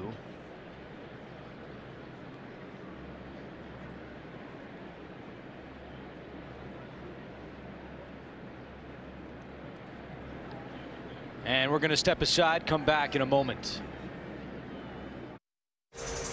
The injured Colt was Kwity Paye. He slowly walked off the field. He did miss 2 games because of a hamstring injury, and he's still limited by it. But as he said, he was tired of sitting out, so he wanted to be out there. He's not out there right now. First down and 10. After the run by Robinson, they go right back to him, and we go down to Sherry Burris. Andrew, I'm down here on the bench watching Kwity Paye. He is now standing up, but it looks like he's testing that right ankle. He's standing up on his tiptoes, trying to get a feel for that right ankle. He's still surrounded by trainers. I'm going to keep an eye on him and let you know what we find out. Sherry, thank you. Still no sacks for Kwity Paye, but he's been getting closer and closer, and his pressure in the first half certainly affected a couple of Trevor Lawrence throws. AR-42!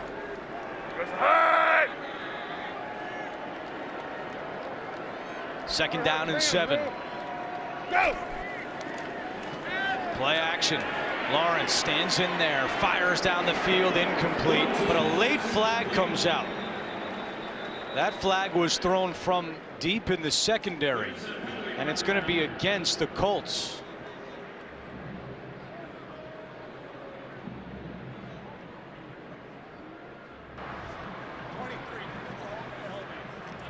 Holding of an offensive receiver, number 23, that elevates to pass interference.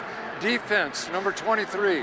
Ball is placed at the spot of the foul and an automatic first down. So obviously what he's talking about is he's holding him, but the ball is also in the air. So once that happens, it becomes pass interference and not just holding. So it becomes a spot foul. Yeah, they spot the ball at the 45-yard line.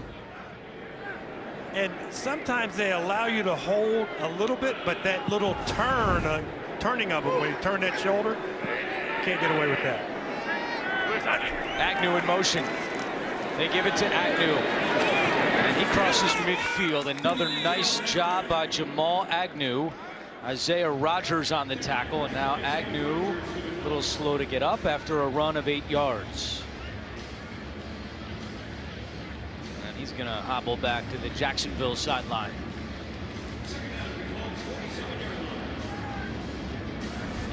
Pick up 8 on first down. It makes the play calling simple. If you are Jacksonville here, you run to get the first down because you don't want to go back to the first half where you had to run for it on third down and couldn't pick it up. So it's a run formation with extra tight ends in the block. Robinson up the middle. He's got the first down and more. Tripped up by Sendejo after James Robinson moves the sticks. A gain of 14. Well, nice job. You bring Laquan Treadwell, number 18, in, and he seals it. Gets that kick out block to the outside, and James Robinson straight downhill, shoulder square, no messing around trying to pick up those 2 yards, and that hole opened up, and he got a lot more than the 2 he was looking for. Trevor Lawrence told us that Robinson can create something when there's nothing there. There was a little something there, but Robinson turned it into a big gain. Lawrence rolling right, finds Arnold. Dan Arnold with a first down, lowers his shoulder, hit hard at the 20, and a flag comes out. 2 flags now down after the tackle by Sendejo. I think we're going to get Chris Manhertz on a crackback block because he's blocking back toward his goal line. You've got to be really smart when you get out in the open field as to which direction you're blocking in. He's trying to help out the runner, but he's blocking back toward his own goal line. Personal foul, blindside block, offense number 84. 15-yard penalty, remains a first down. Well, you called it, James, and that is the 3rd penalty today on Chris Manhertz. And it is an energy penalty, and by that I mean he's trying to make the effort. What he needed to do right there is kind of just turn his back and shield Darius Leonard away from the receiver.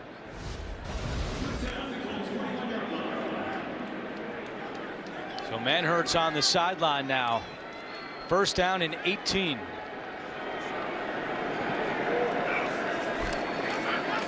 Lawrence screen, Robinson, blockers ahead. Robinson around his center, Tyler Shatley, and he takes it to the 32-yard line. DeForest Buckner on the tackle. You had pressure coming from the screen side, and pretty nice job down the field. Everybody running, staying up. But the hustle by DeForest Buckner, you know, you talk about the elite defensive tackles around the league, and he's right at the top of that list. He is the best run stopper for the Colts and also their best pass rusher. So that's a rare combination at defensive tackle. 7th play of the drive for the Jaguars. Lawrence doesn't handle the snap, picks it up, stands in there, fires down the field, incomplete. Looking for Marvin Jones. Maybe the ball's a little off target, but you've got to make these plays to pick up your quarterback. And Marvin Jones, tremendous receiver, great career, fighting through it at the top. And that ball's low. He just can't get his hands together. It's almost like he has a basket, just goes right off the top of those fingertips. And the player applying pressure on that last defensive play for the Colts was Kwity Paye. Good to have him back out there. 3rd and 10.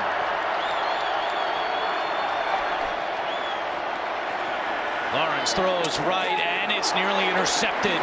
Rodgers makes a great break on that ball. Just the timing is a little bit off because that ball wasn't thrown until the receiver came out of his break, and the receiver's already a yard short.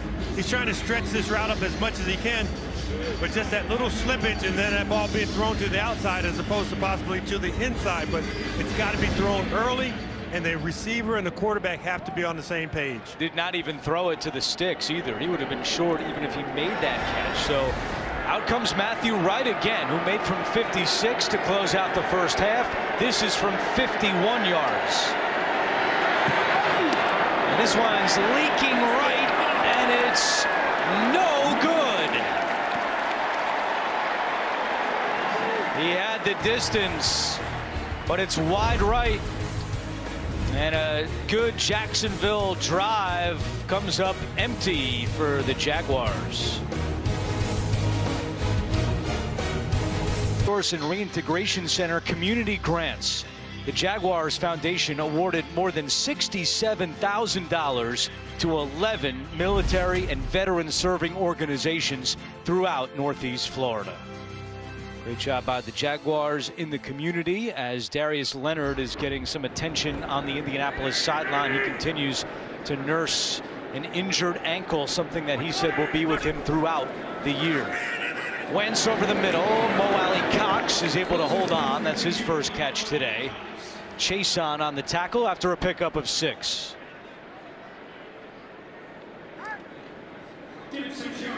That pass puts Carson Wentz over 100 yards passing. You can see not much going right for that offense in the first half, including 3 consecutive 3-and-outs at one point.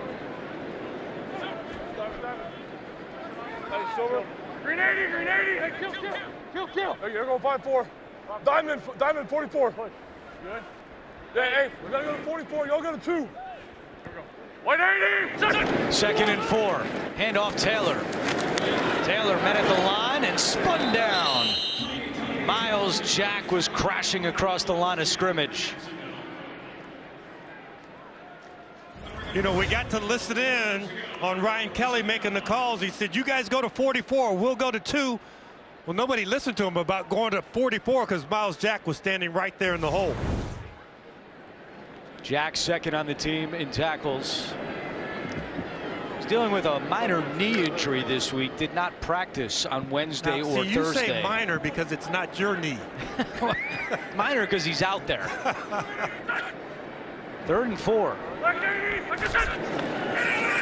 Here comes the blitz. Wentz throws off his back foot and it's broken up.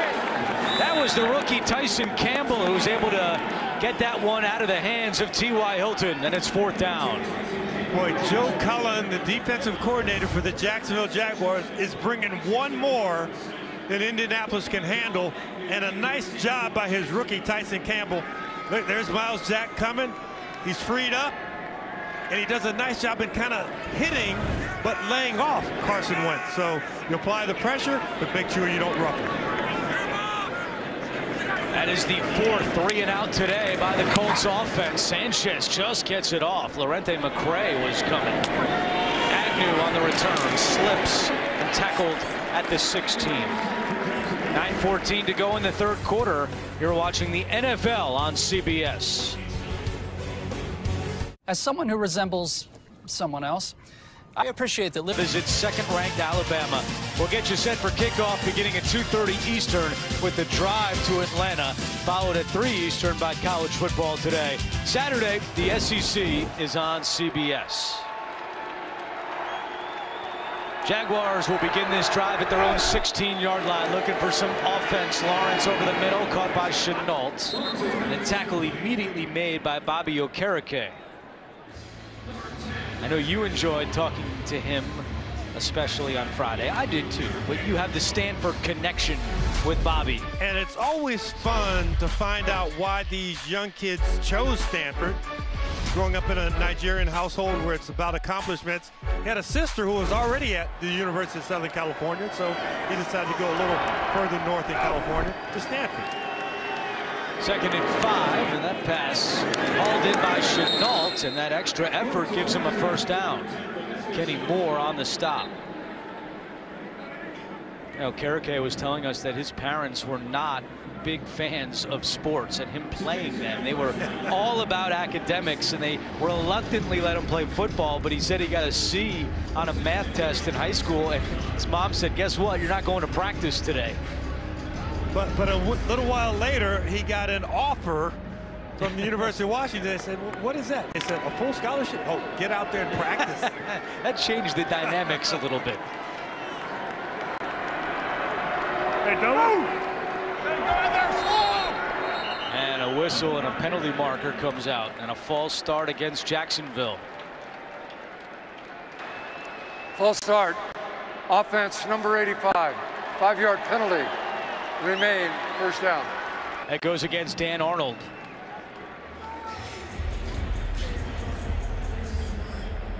Six penalties against Urban Meyer's team today.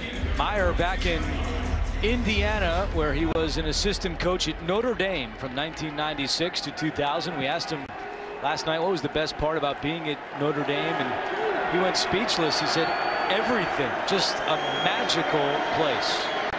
Everything, just a magical place.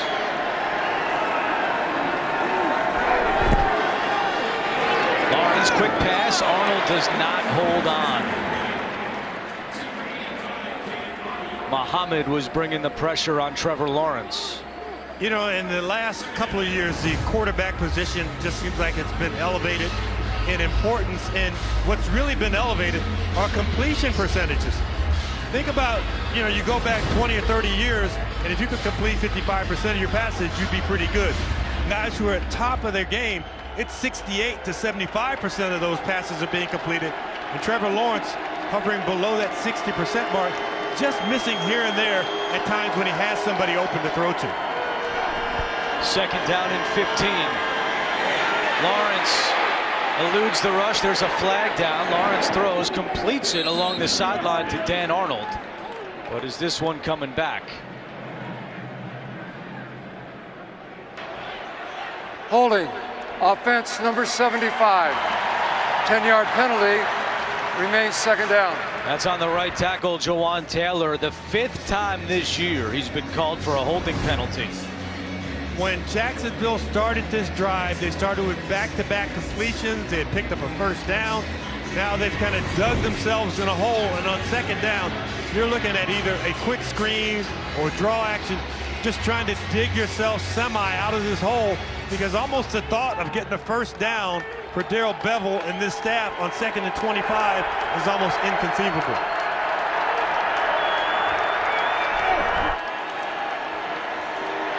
Lawrence with time, fires right for Arnold. Arnold gets past T.J. Carey for a couple extra yards before running into Kenny Moore, a gain of 13. Well, they just bit off half that apple, because I had them at not having any chance, but you pick up a nice chunk there. Arnold making a move to pick up additional yardage right there before he went down, so that now gives them a chance. But that last play, the Colts only rushed 4, got nowhere near Trevor Lawrence, and gave him time to scan the field. This time 4 guys are down there, but they're going to heat up their pass rush attempts.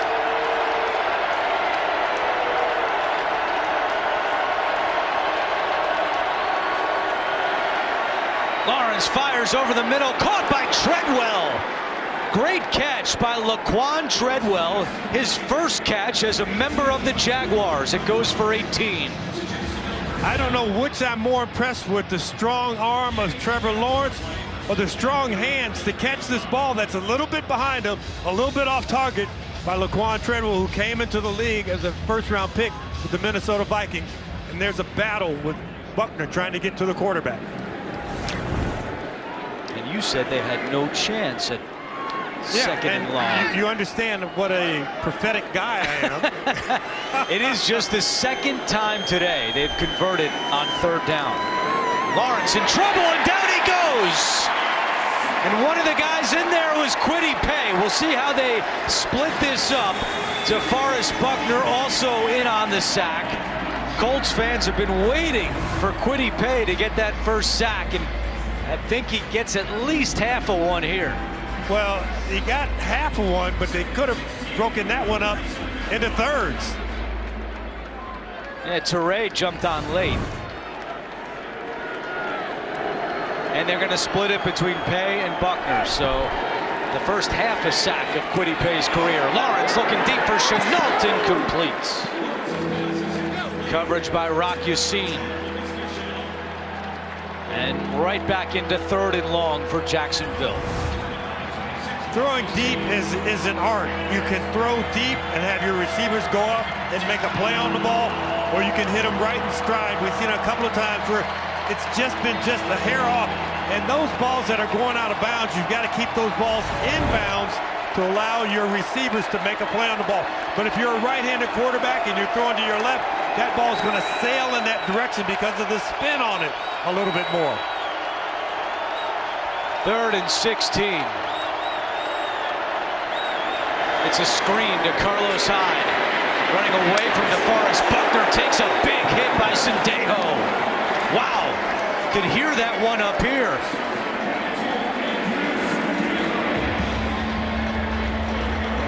You know, you have people out in the workforce and you call them a lifer. Well, Andrew Sendejo in his 12th season is kind of like a little bit of a lifer, because when he came out of Rice, he played for the Sacramento Mountain Lions.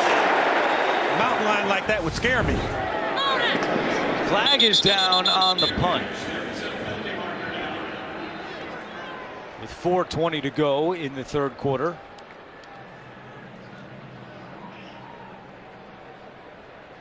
Seven penalties against Jacksonville today, 4 against the Colts. And dropped right at the line of scrimmage. So the line judge is discussing what he saw, what happened.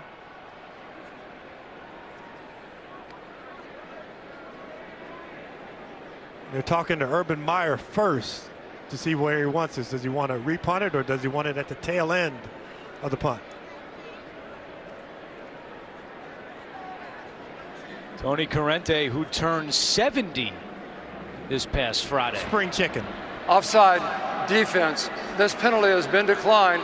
The results of the play, first down for Indianapolis, timeout. Urban Meyer declines the penalty. It was a good boot by Logan Cook. Cough, cough, sneeze, sneeze. Indianapolis has a 20-9 lead on Jacksonville as the Colts have the chance to get back to 500 on the season. 54-yard punt by Logan Cook, so the Colts are backed up to start this drive at their own 9-yard line. We're starting field position today for Indianapolis. They hand it off to Taylor, trying to give him some room. Taylor tackled at the 14.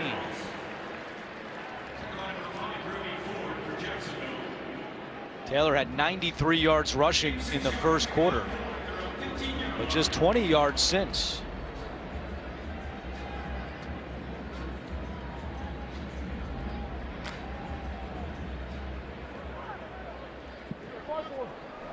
Last week against the Jets, the Colts had 532 yards of offense. Been a different day today. You try to spread the box out a little bit. Looks like if you're going to run, you'd run in this direction. 2nd and 4. Wentz, and he's got Pittman wide open. First down for Pittman, who's upended by Wingard. But Pittman all the way up to the 31-yard line, a gain of 15. Michael Pittman with his 4th catch today. And what Pittman gives for Carson Wentz is just a sure set of hands and a big target to throw to, because you can throw him the ball in traffic, you can throw him the ball up the sidelines, and his catch-to-run transition for a big guy is really, really smooth and quick. The other thing that you don't see in a lot of highlight packages either is his run blocking. Jonathan Taylor credits the Colts wide receivers for the job they do blocking for him, including the big Michael Pittman. Taylor here, and he is stuffed by Josh Allen. Josh Allen is on an absolute tear for the Jaguars over the last month. Now Josh Allen makes that tackle, but the guys on the right side made the play, because Josh Allen is the unblocked defender that if you're going to cut back, you're going to end up running into that unblocked defender. And this time Josh Allen made him pay. See, Jonathan Taylor, 10 carries in the first quarter, just 7 for 20 yards since then. As we approach 2 minutes to go in the third. Screen to Taylor, trying to get him involved that way, going nowhere. Malcolm Brown on the tackle. DeJuan Smoot coming in to help finish him off. A loss of 5 on the play. You got outside the tackle box there, and you're away from your blockers, and once you did that, Rudy Ford comes up from the secondary and makes that play. You're not going to get past him in the open field. Makes it 3rd down and 15, and the Colts just 3 for 10 on 3rd down today. How long can you feel comfortable holding the ball with that pass rush coming after you if you're Carson Wentz? And somebody jumped on the offensive line. False start. Offense, number 64. 5-yard penalty. Remains 3rd down. It's on Mark Lewinsky.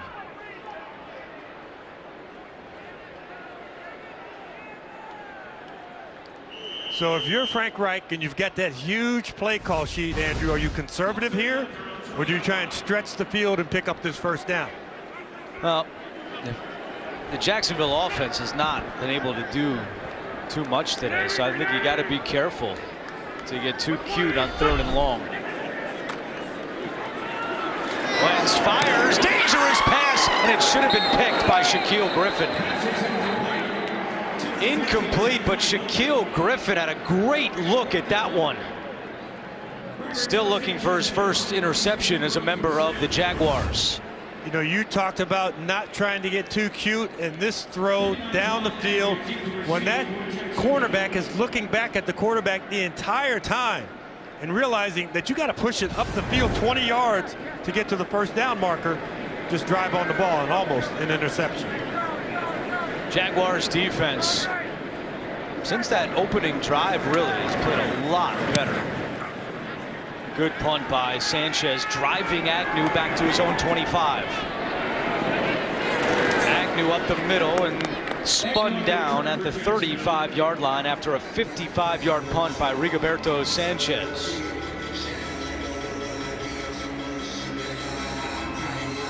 Trevor Lawrence, tough day at the office, 10 of 25 for 94 yards. But you know, this game is similar to last week's game when he had the injury. Now he's had a slow start.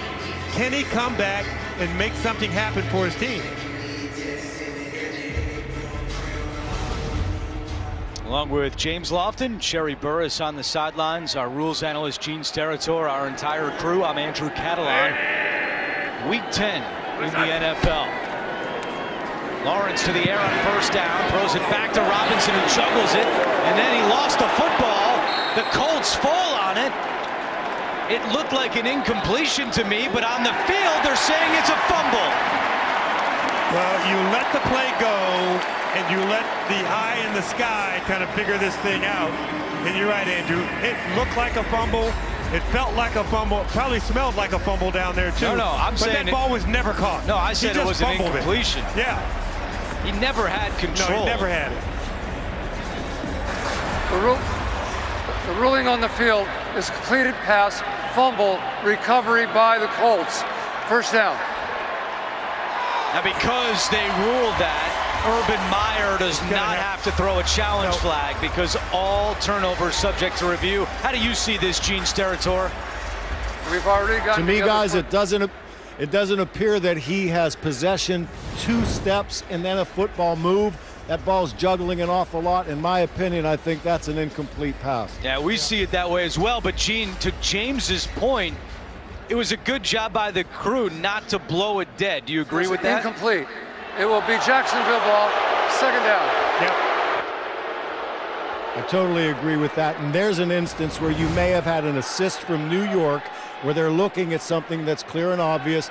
They didn't take the time to go through formal review. Once they knew it was ruled turnover, they interjected themselves from New York, made a quick decision on an obvious play, and we're back to playing football, and that's a great job by replay. And Gene, let the record show that me, you, and James all agreed that that was an incompletion. That's very rare for all three of us to be in agreement.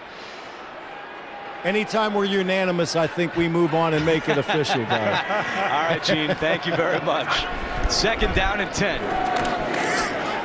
And on the ground, not much doing. Taylor Stallworth with the play for the Colts defense. And we have an injury update. Let's check in with Sherry. Andrew, number 34 for the Colts, Isaiah Rodgers. He is dealing with cramps, and he is questionable. I've been watching him down here. He's with the trainer running up and down the sideline. We're going to keep an eye on him. All right, thank you, Sherry. That means TJ Carey will go in at corner. Meanwhile, there's another Colt who's down on the field right now. I think that might be Kenny Moore. It is, number 23, Kenny Moore.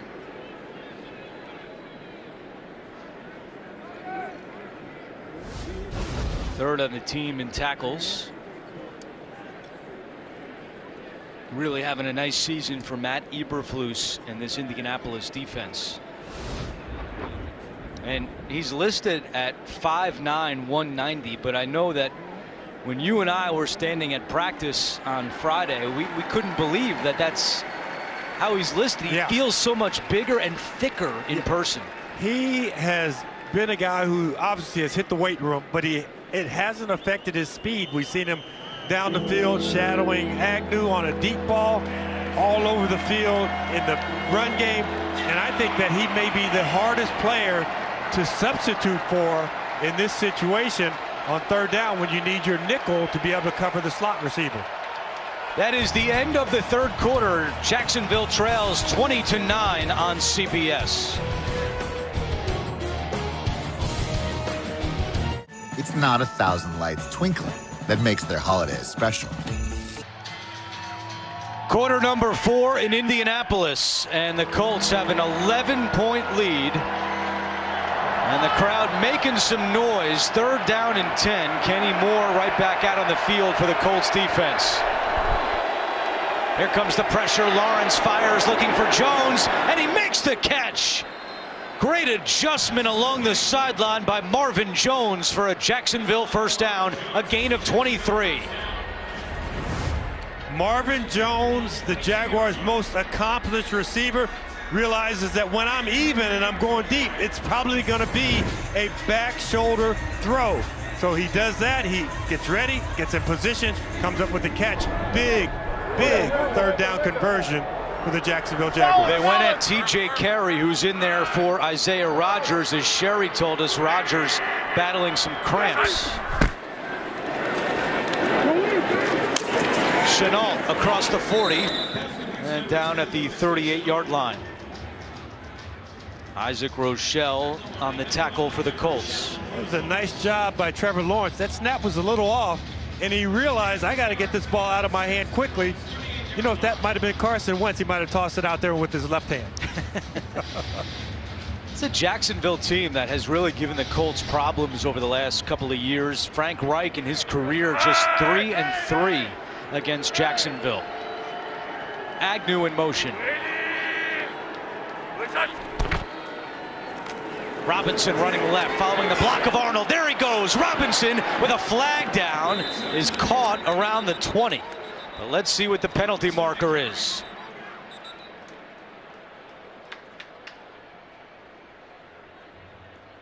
Jawan Taylor is the only Jaguar who didn't move down the field with that run. But you see Jamal Agnew pointing at the Colts. Holding defense number 90. This 5-yard penalty will be added to the end of the play and a first down. Always a little bit of a stunner when you have defensive holding. So what he's doing is, if he gets double teamed, he's trying to hold on to those two guys so they can't get off to the linebacker level. A 22-yard run by James Robinson. And then with the penalty, they will spot this football in the red zone for Jacksonville. They place it at the 15-yard line. We asked Urban Meyer last night about James Robinson playing, and he said he's about 60-40 to play. And then we said, well, would he be on a pitch count if he plays? And he said, I don't know yet. It looks like they kind of went easy on him in the first half to have him ready to go here in the second half. They go back to him here. Robinson gets 2 yards on the play as we check in with Sherry. Andrew, when it came to Robinson being upgraded to active for this game, it really came down to pain management, is what I was told. He was testing his heel during pregame warmups, and he really had to gain the confidence, and that's why he was able to play today. Hey, Sherry, we saw him warming up last week in Jacksonville against the Bills, and he looked pretty good, but they held him out. Another good pregame workout today, and this time they have him in there. And they need points here. Early fourth quarter, down 11. Urban Meyer saying we get paid to score touchdowns, not kick field goals. Lawrence rolling left, has some time, now comes back to the right. Lawrence keeping the play alive, and now he'll keep it himself, running right into Stallworth. Good coverage down the field by the Colts secondary. What you're trying to get is Tavon Austin out in the flat early in the route. He's going to come and he's going to be behind the line of scrimmage, but that doesn't transpire. And after that, it's just a mad scramble. And you hear about Plaster, getting guys to Plaster. You also got a guy knocked out of the back of the end zone back there. So good job by the Colts. With all that time that Trevor Lawrence had, still nobody to throw to who was open.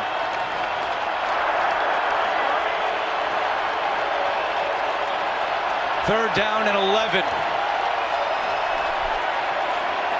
Lawrence on a slant to Arnold inside the 10, and Arnold has the first down. They spot him down at the 1. Big play on third down, a gain of 15. Kind of a scissors concept between Chenault and Lawrence.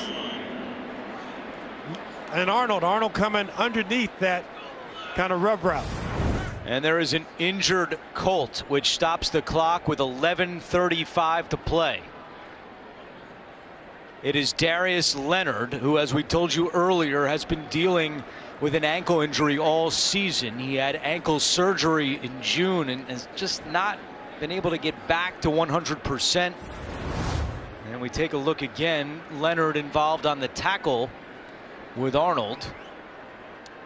Kind of gets leg whipped there at the end, and you can't tell if it's the knee or the ankle, but he was in significant pain when he first rolled over.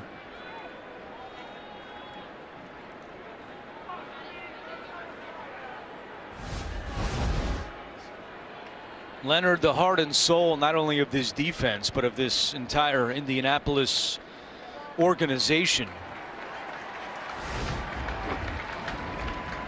Signing the big contract before week 1, 5 years, $98 million. And Matt Eberflus was asked this week, did the new contract change him at all? He goes, nope, he is the exact same guy.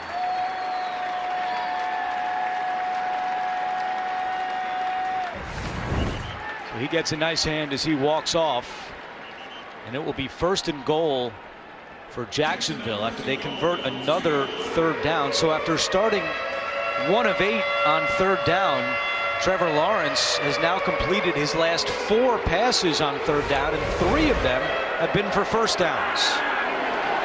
Robinson, the running back, on 1st and goal. Robinson up the middle, hit, fighting his way forward, and he stopped short. Josh Jones, Andrew Sendejo in on the tackle. Jones, the former Jaguar, he made 13 starts for Jacksonville last season. When you get down to the goal line, you want those shoulders square, and there's Jones, his shoulders are square, gets those legs, and that slows Robinson down just enough until help can come. Big fella. And Malcolm Brown is in at fullback. Ferrell in motion. Give the Robinson up, over, and he is in. Touchdown, Jacksonville. Following the block of the defensive tackle, Malcolm Brown, who came in at fullback, and now they will go for 2. You talk about quick movement. Malcolm Brown just getting those guys, knocking them back, going into Franklin, going into Kwity Paye. He stood them up, which allowed James Robinson to go up over the top. 6th rushing touchdown this year for Robinson, and now the 2-point conversion would make it a field goal game. This season on 2-point conversions, Jacksonville is 0 for 2. And it looks like the Colts feel like they need one more player out there. They're doing the count. They got 10 on the field right now. Rodgers runs out late. And now Rice runs out late to call timeout. And a timeout called by Indianapolis, which in a close game in the 4th quarter could come back to haunt them.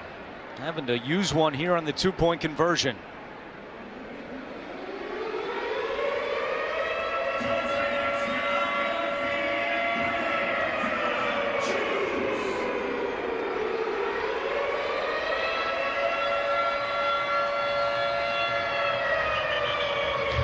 First timeout called by either team this half.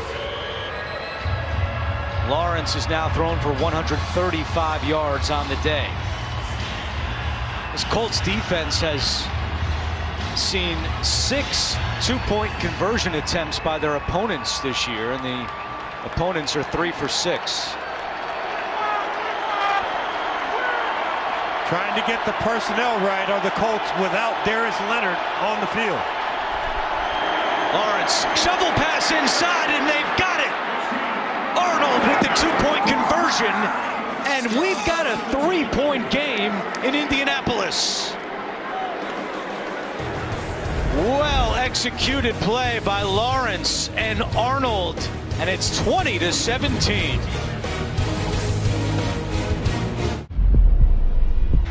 James Robinson, the rushing touchdown, and then the 2-point conversion to Dan Arnold, and we've got a 3-point game here on CBS. With the Colts about to get the football back, they had 2 timeouts the rest of the way after they had to use one on the 2-point conversion attempt by Jacksonville. Ashton Doolin on the return. Doolin across the 20. And he's able to sneak up close to the 30-yard line.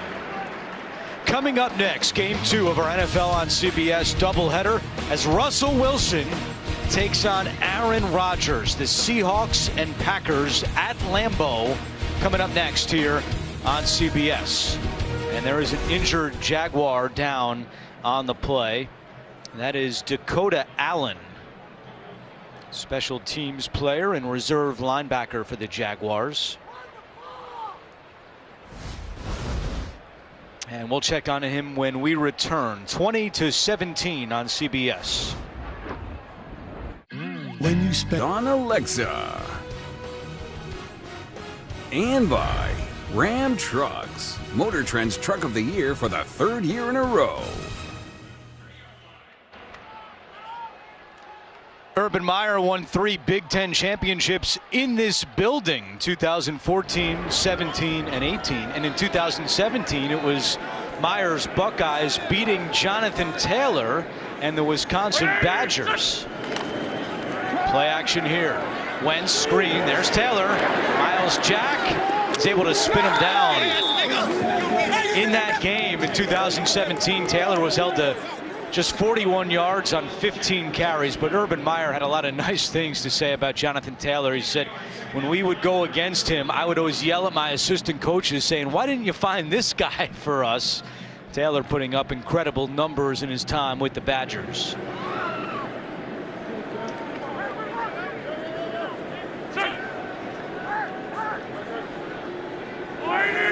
Second down and 9. Handoff Taylor. Taylor hit and stuffed. Malcolm Brown in at fullback on the touchdown and now making the play on Taylor. This Colts team is all of a sudden trying to find its identity. There's a double team between Ryan Kelly and Quentin Nelson, and Malcolm Brown splits it. And once that happens, that whole front side is abolished. So now you get a 3rd down long situation. Can Carson Wentz be calm enough in the pocket to find a receiver open down the field? 20, son! Hey, Phil Mickey. Sunday, son! Quick pass, Pascal, his first catch today, going nowhere. And the boos rain down. A loss of 3 on the play, and out comes the punter, Sanchez, for Indianapolis.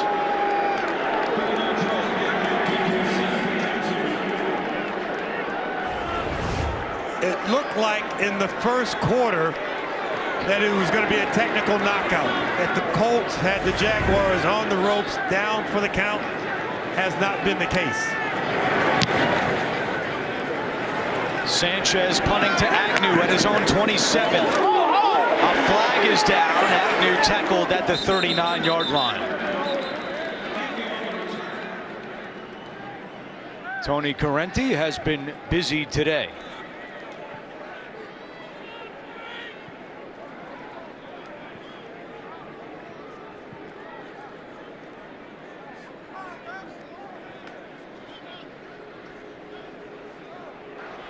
During the return of the kick, holding receiving team number 27.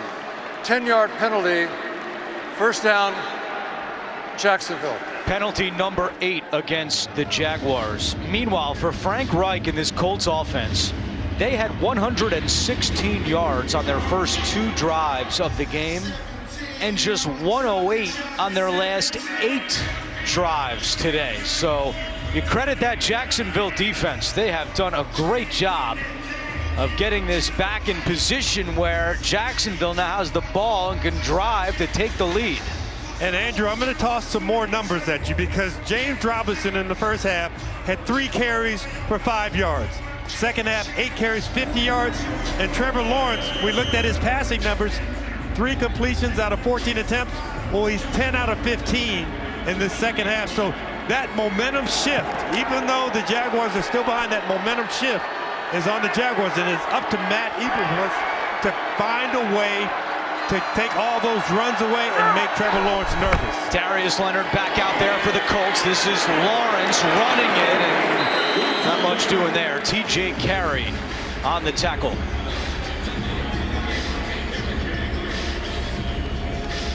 Those design quarterback runs that don't come off as smooth as you like really make you nervous if you're the Jacksonville Jaguars and one of their fans of the #1 draft pick. Lawrence has run the ball 5 times for 33 yards today.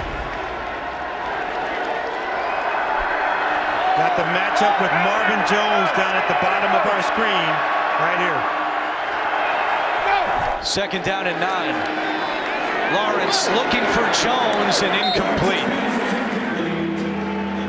Tried the back shoulder attempt to Marvin Jones, but now it's 3rd and long. Just a little flat on that throw because he's throwing away from the pressure. Because Marvin Jones has it. Once he looks back there, he's ready for that back shoulder, but that ball's just underthrown by a couple of yards. Tavon Austin runs out onto the field for Jacksonville for this 3rd down and 9 play. Darius Leonard is back, so this defensive unit is fired up right now. So are the fans. Making noise. Week 10 and a good one here on CBS. Here come the Colts. Lawrence takes a shot. Incomplete. Lawrence was drilled. Quiddy Pay and Bobby Okereke were back to put the pressure on Lawrence, and Jacksonville will punt. Great job. Darius Leonard had stepped up, and then he dropped back into pass coverage, and Trevor Lawrence didn't realize that the pressure was coming from the backside. 8th time that Lawrence has been hit today by the Colts defense, and they get the football right back with 7.5 to go. Cook punting to Hines. Good high kick by Cook. Fair catch by Hines at the 16. Logan Cook booms a 59-yard punt. Urban Meyer said this week he's one of the best punters in the league, and he's also the emergency quarterback. And we talked to Logan Cook last night at the Jaguars hotel, and he said that last week when Trevor Lawrence went down with the ankle injury, he started getting a little nervous that it was going to be his time to maybe be ready. Of course, he was only out. They also told him this past week they expanded his playbook a little bit. Yeah, there's 2 plays instead of 1 now. 1st and 10.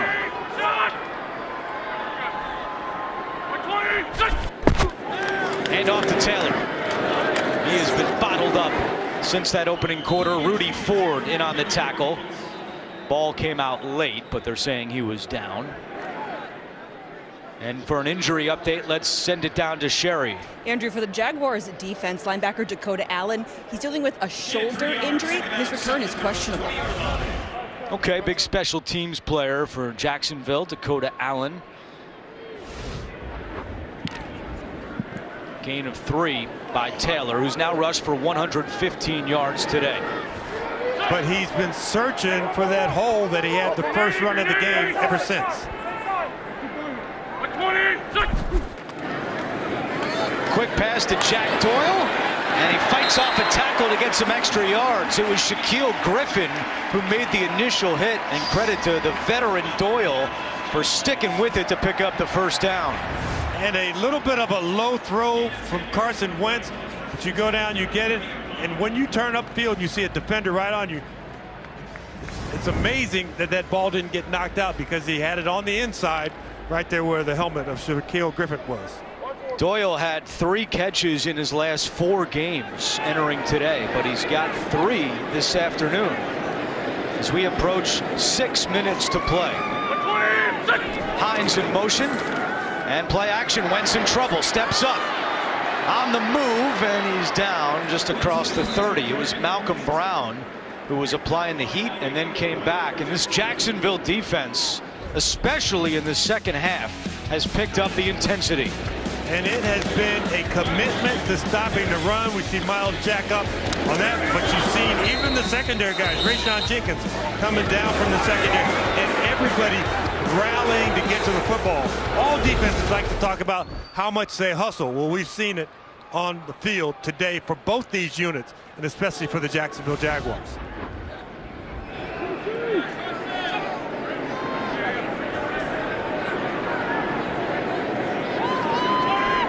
Second and 8. Wentz locates Doolin for the catch. First down, Indianapolis. Doolin out of bounds right around midfield. Andrew Wingard takes him out. A 16-yard pickup for number 16. A lot of people think that speed only applies when you're running up the field, but when you're running across the field, you're running away from the defender who's already outside of you to start with. Nice job by Carson Wentz putting that ball on the money, allowing the receiver to run after the catch. And the clock continues to tick. Urban Meyer does have all 3 timeouts remaining. We're inside 5 minutes to go.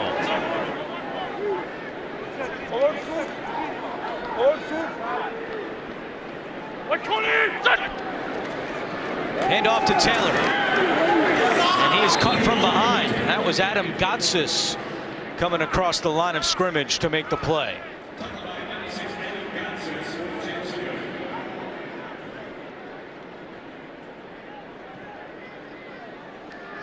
It's gotten very quiet here at Lucas Oil Stadium.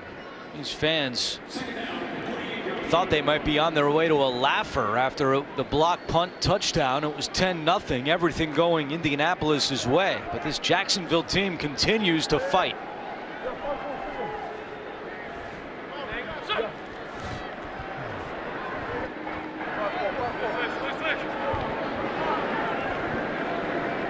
Once again, using all the play clock, they just get it off.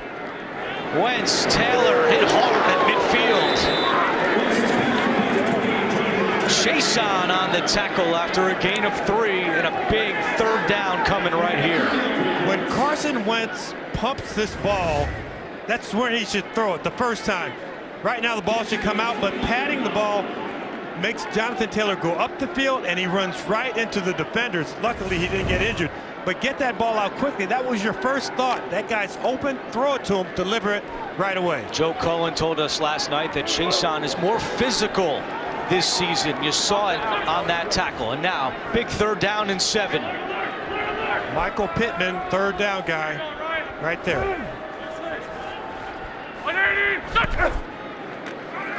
Wentz with pressure coming, rolling right.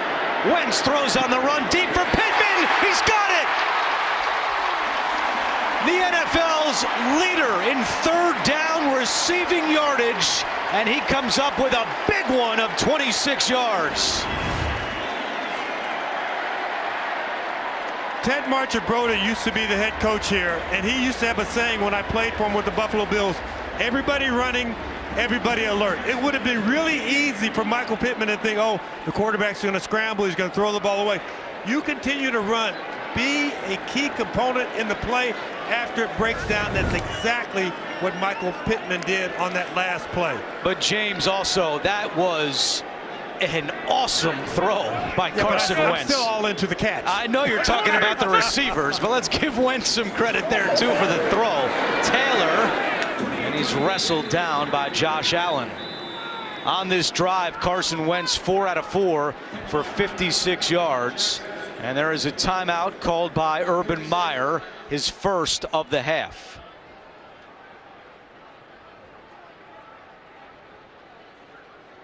Two timeouts left for each team. Don't forget, stay tuned for the NFL Today update. That is time permitting.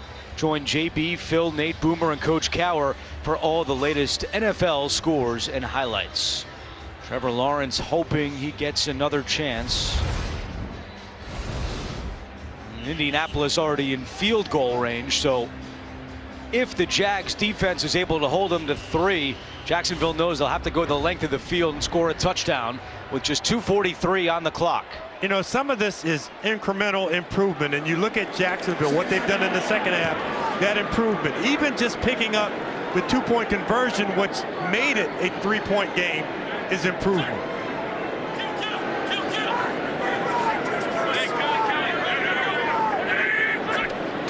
On 2nd and 9, they give it to Taylor. Taylor inside the 15, but a flag comes in. And the Jaguars are indicating this is against Indianapolis.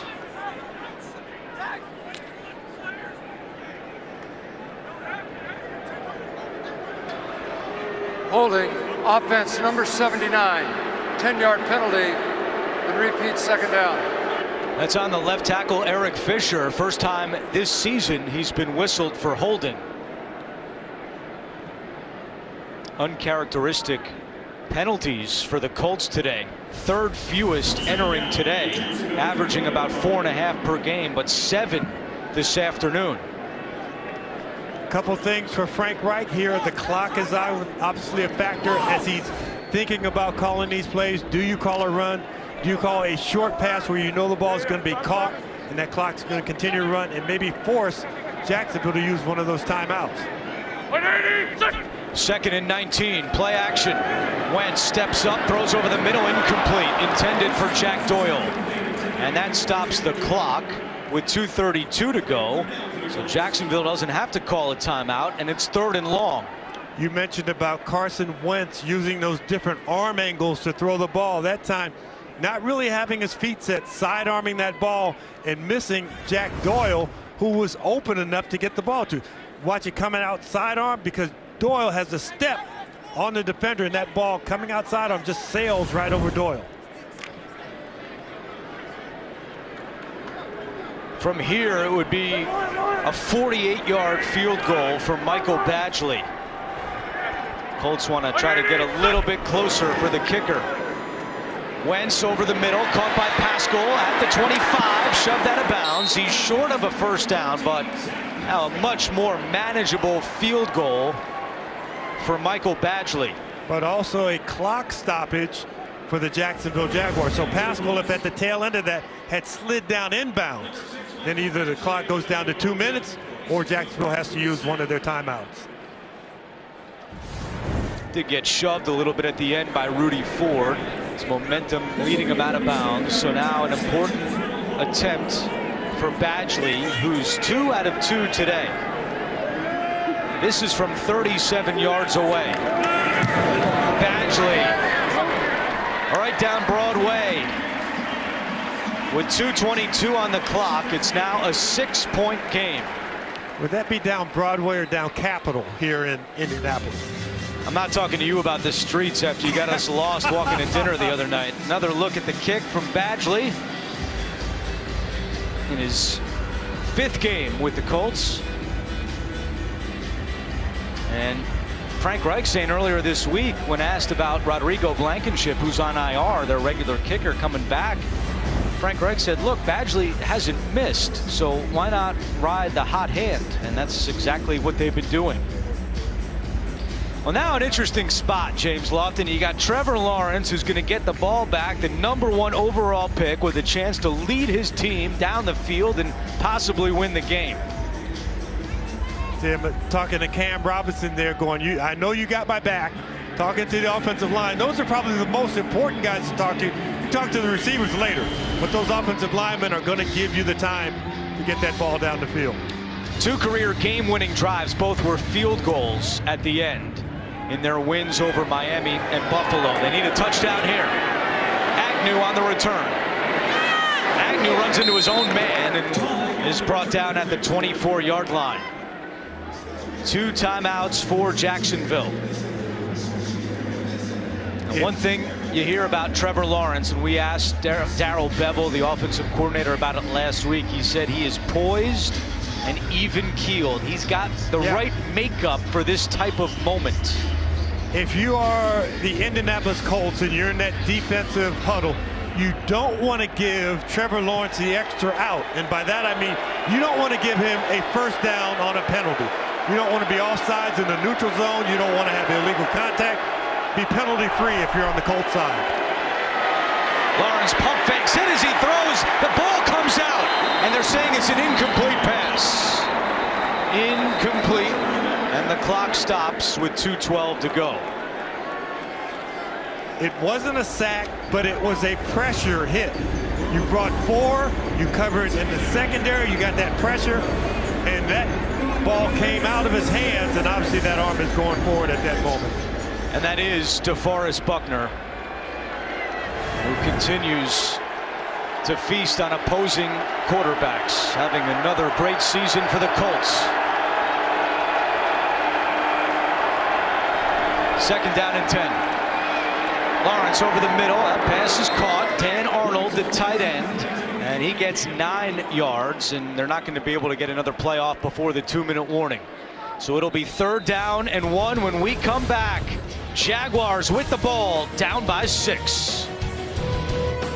You know how some carriers give you so little for your older busted phone you just end up living with? NFL on CBS is sponsored by Acura, precision crafted performance, and by Verizon, the official 5G network of the NFL.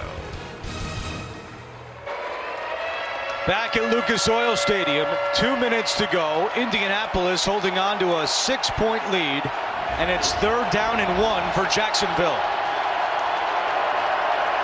This is 4-down territory, so you can throw it here if you want to.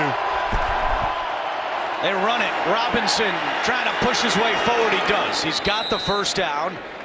Remember, Jacksonville with 2 timeouts remaining, so Lawrence tries to get him to line up quickly so they can go. 1:45 to play.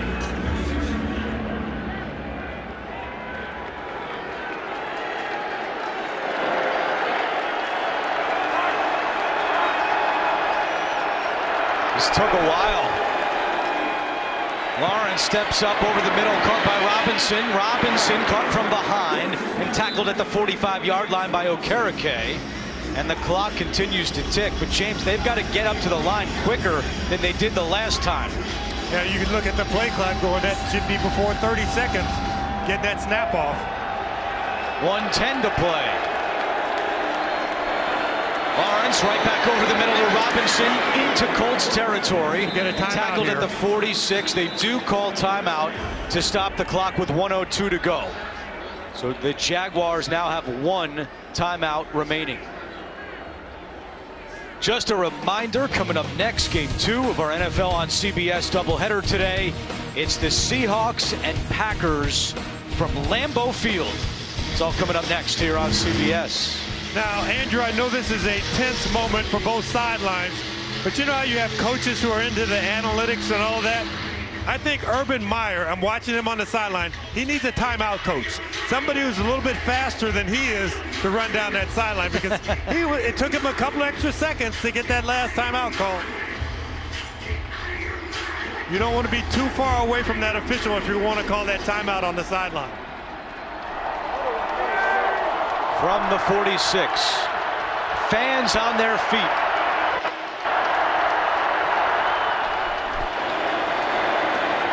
Lawrence is brought down, and the ball comes out. Lawrence fumbles. No signal yet. Colts indicating they have it, but no signal from the officials. If the Colts do come out of the pile, it is Colts football. Every turnover is obviously reviewed, so we're going to take a look at this. And it wasn't like his forward progress was stopped. He's still moving forward. So let's see what happened in the pile. Teray comes away with the football. Indianapolis, if it stands, with their 21st takeaway of the season. That's the most in the NFL. Another look.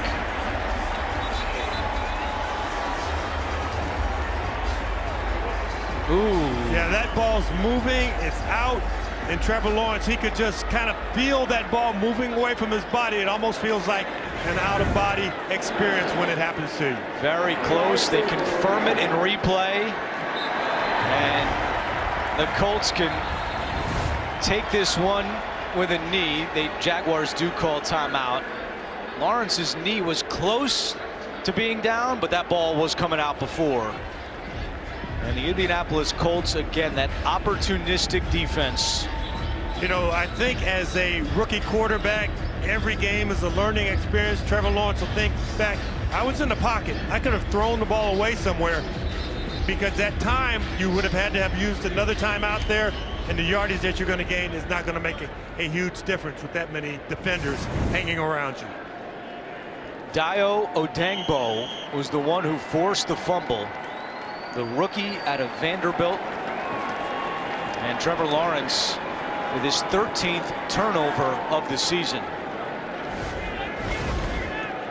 Update the standings, and the Indianapolis Colts, after starting the year 0-3, have gotten it back to 5-5 on the season.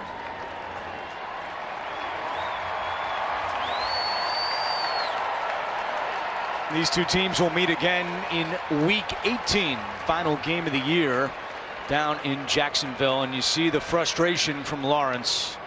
He's done so much better in the turnover department over the last 4.5 games, but a costly one here. And the Colts win it 23-17.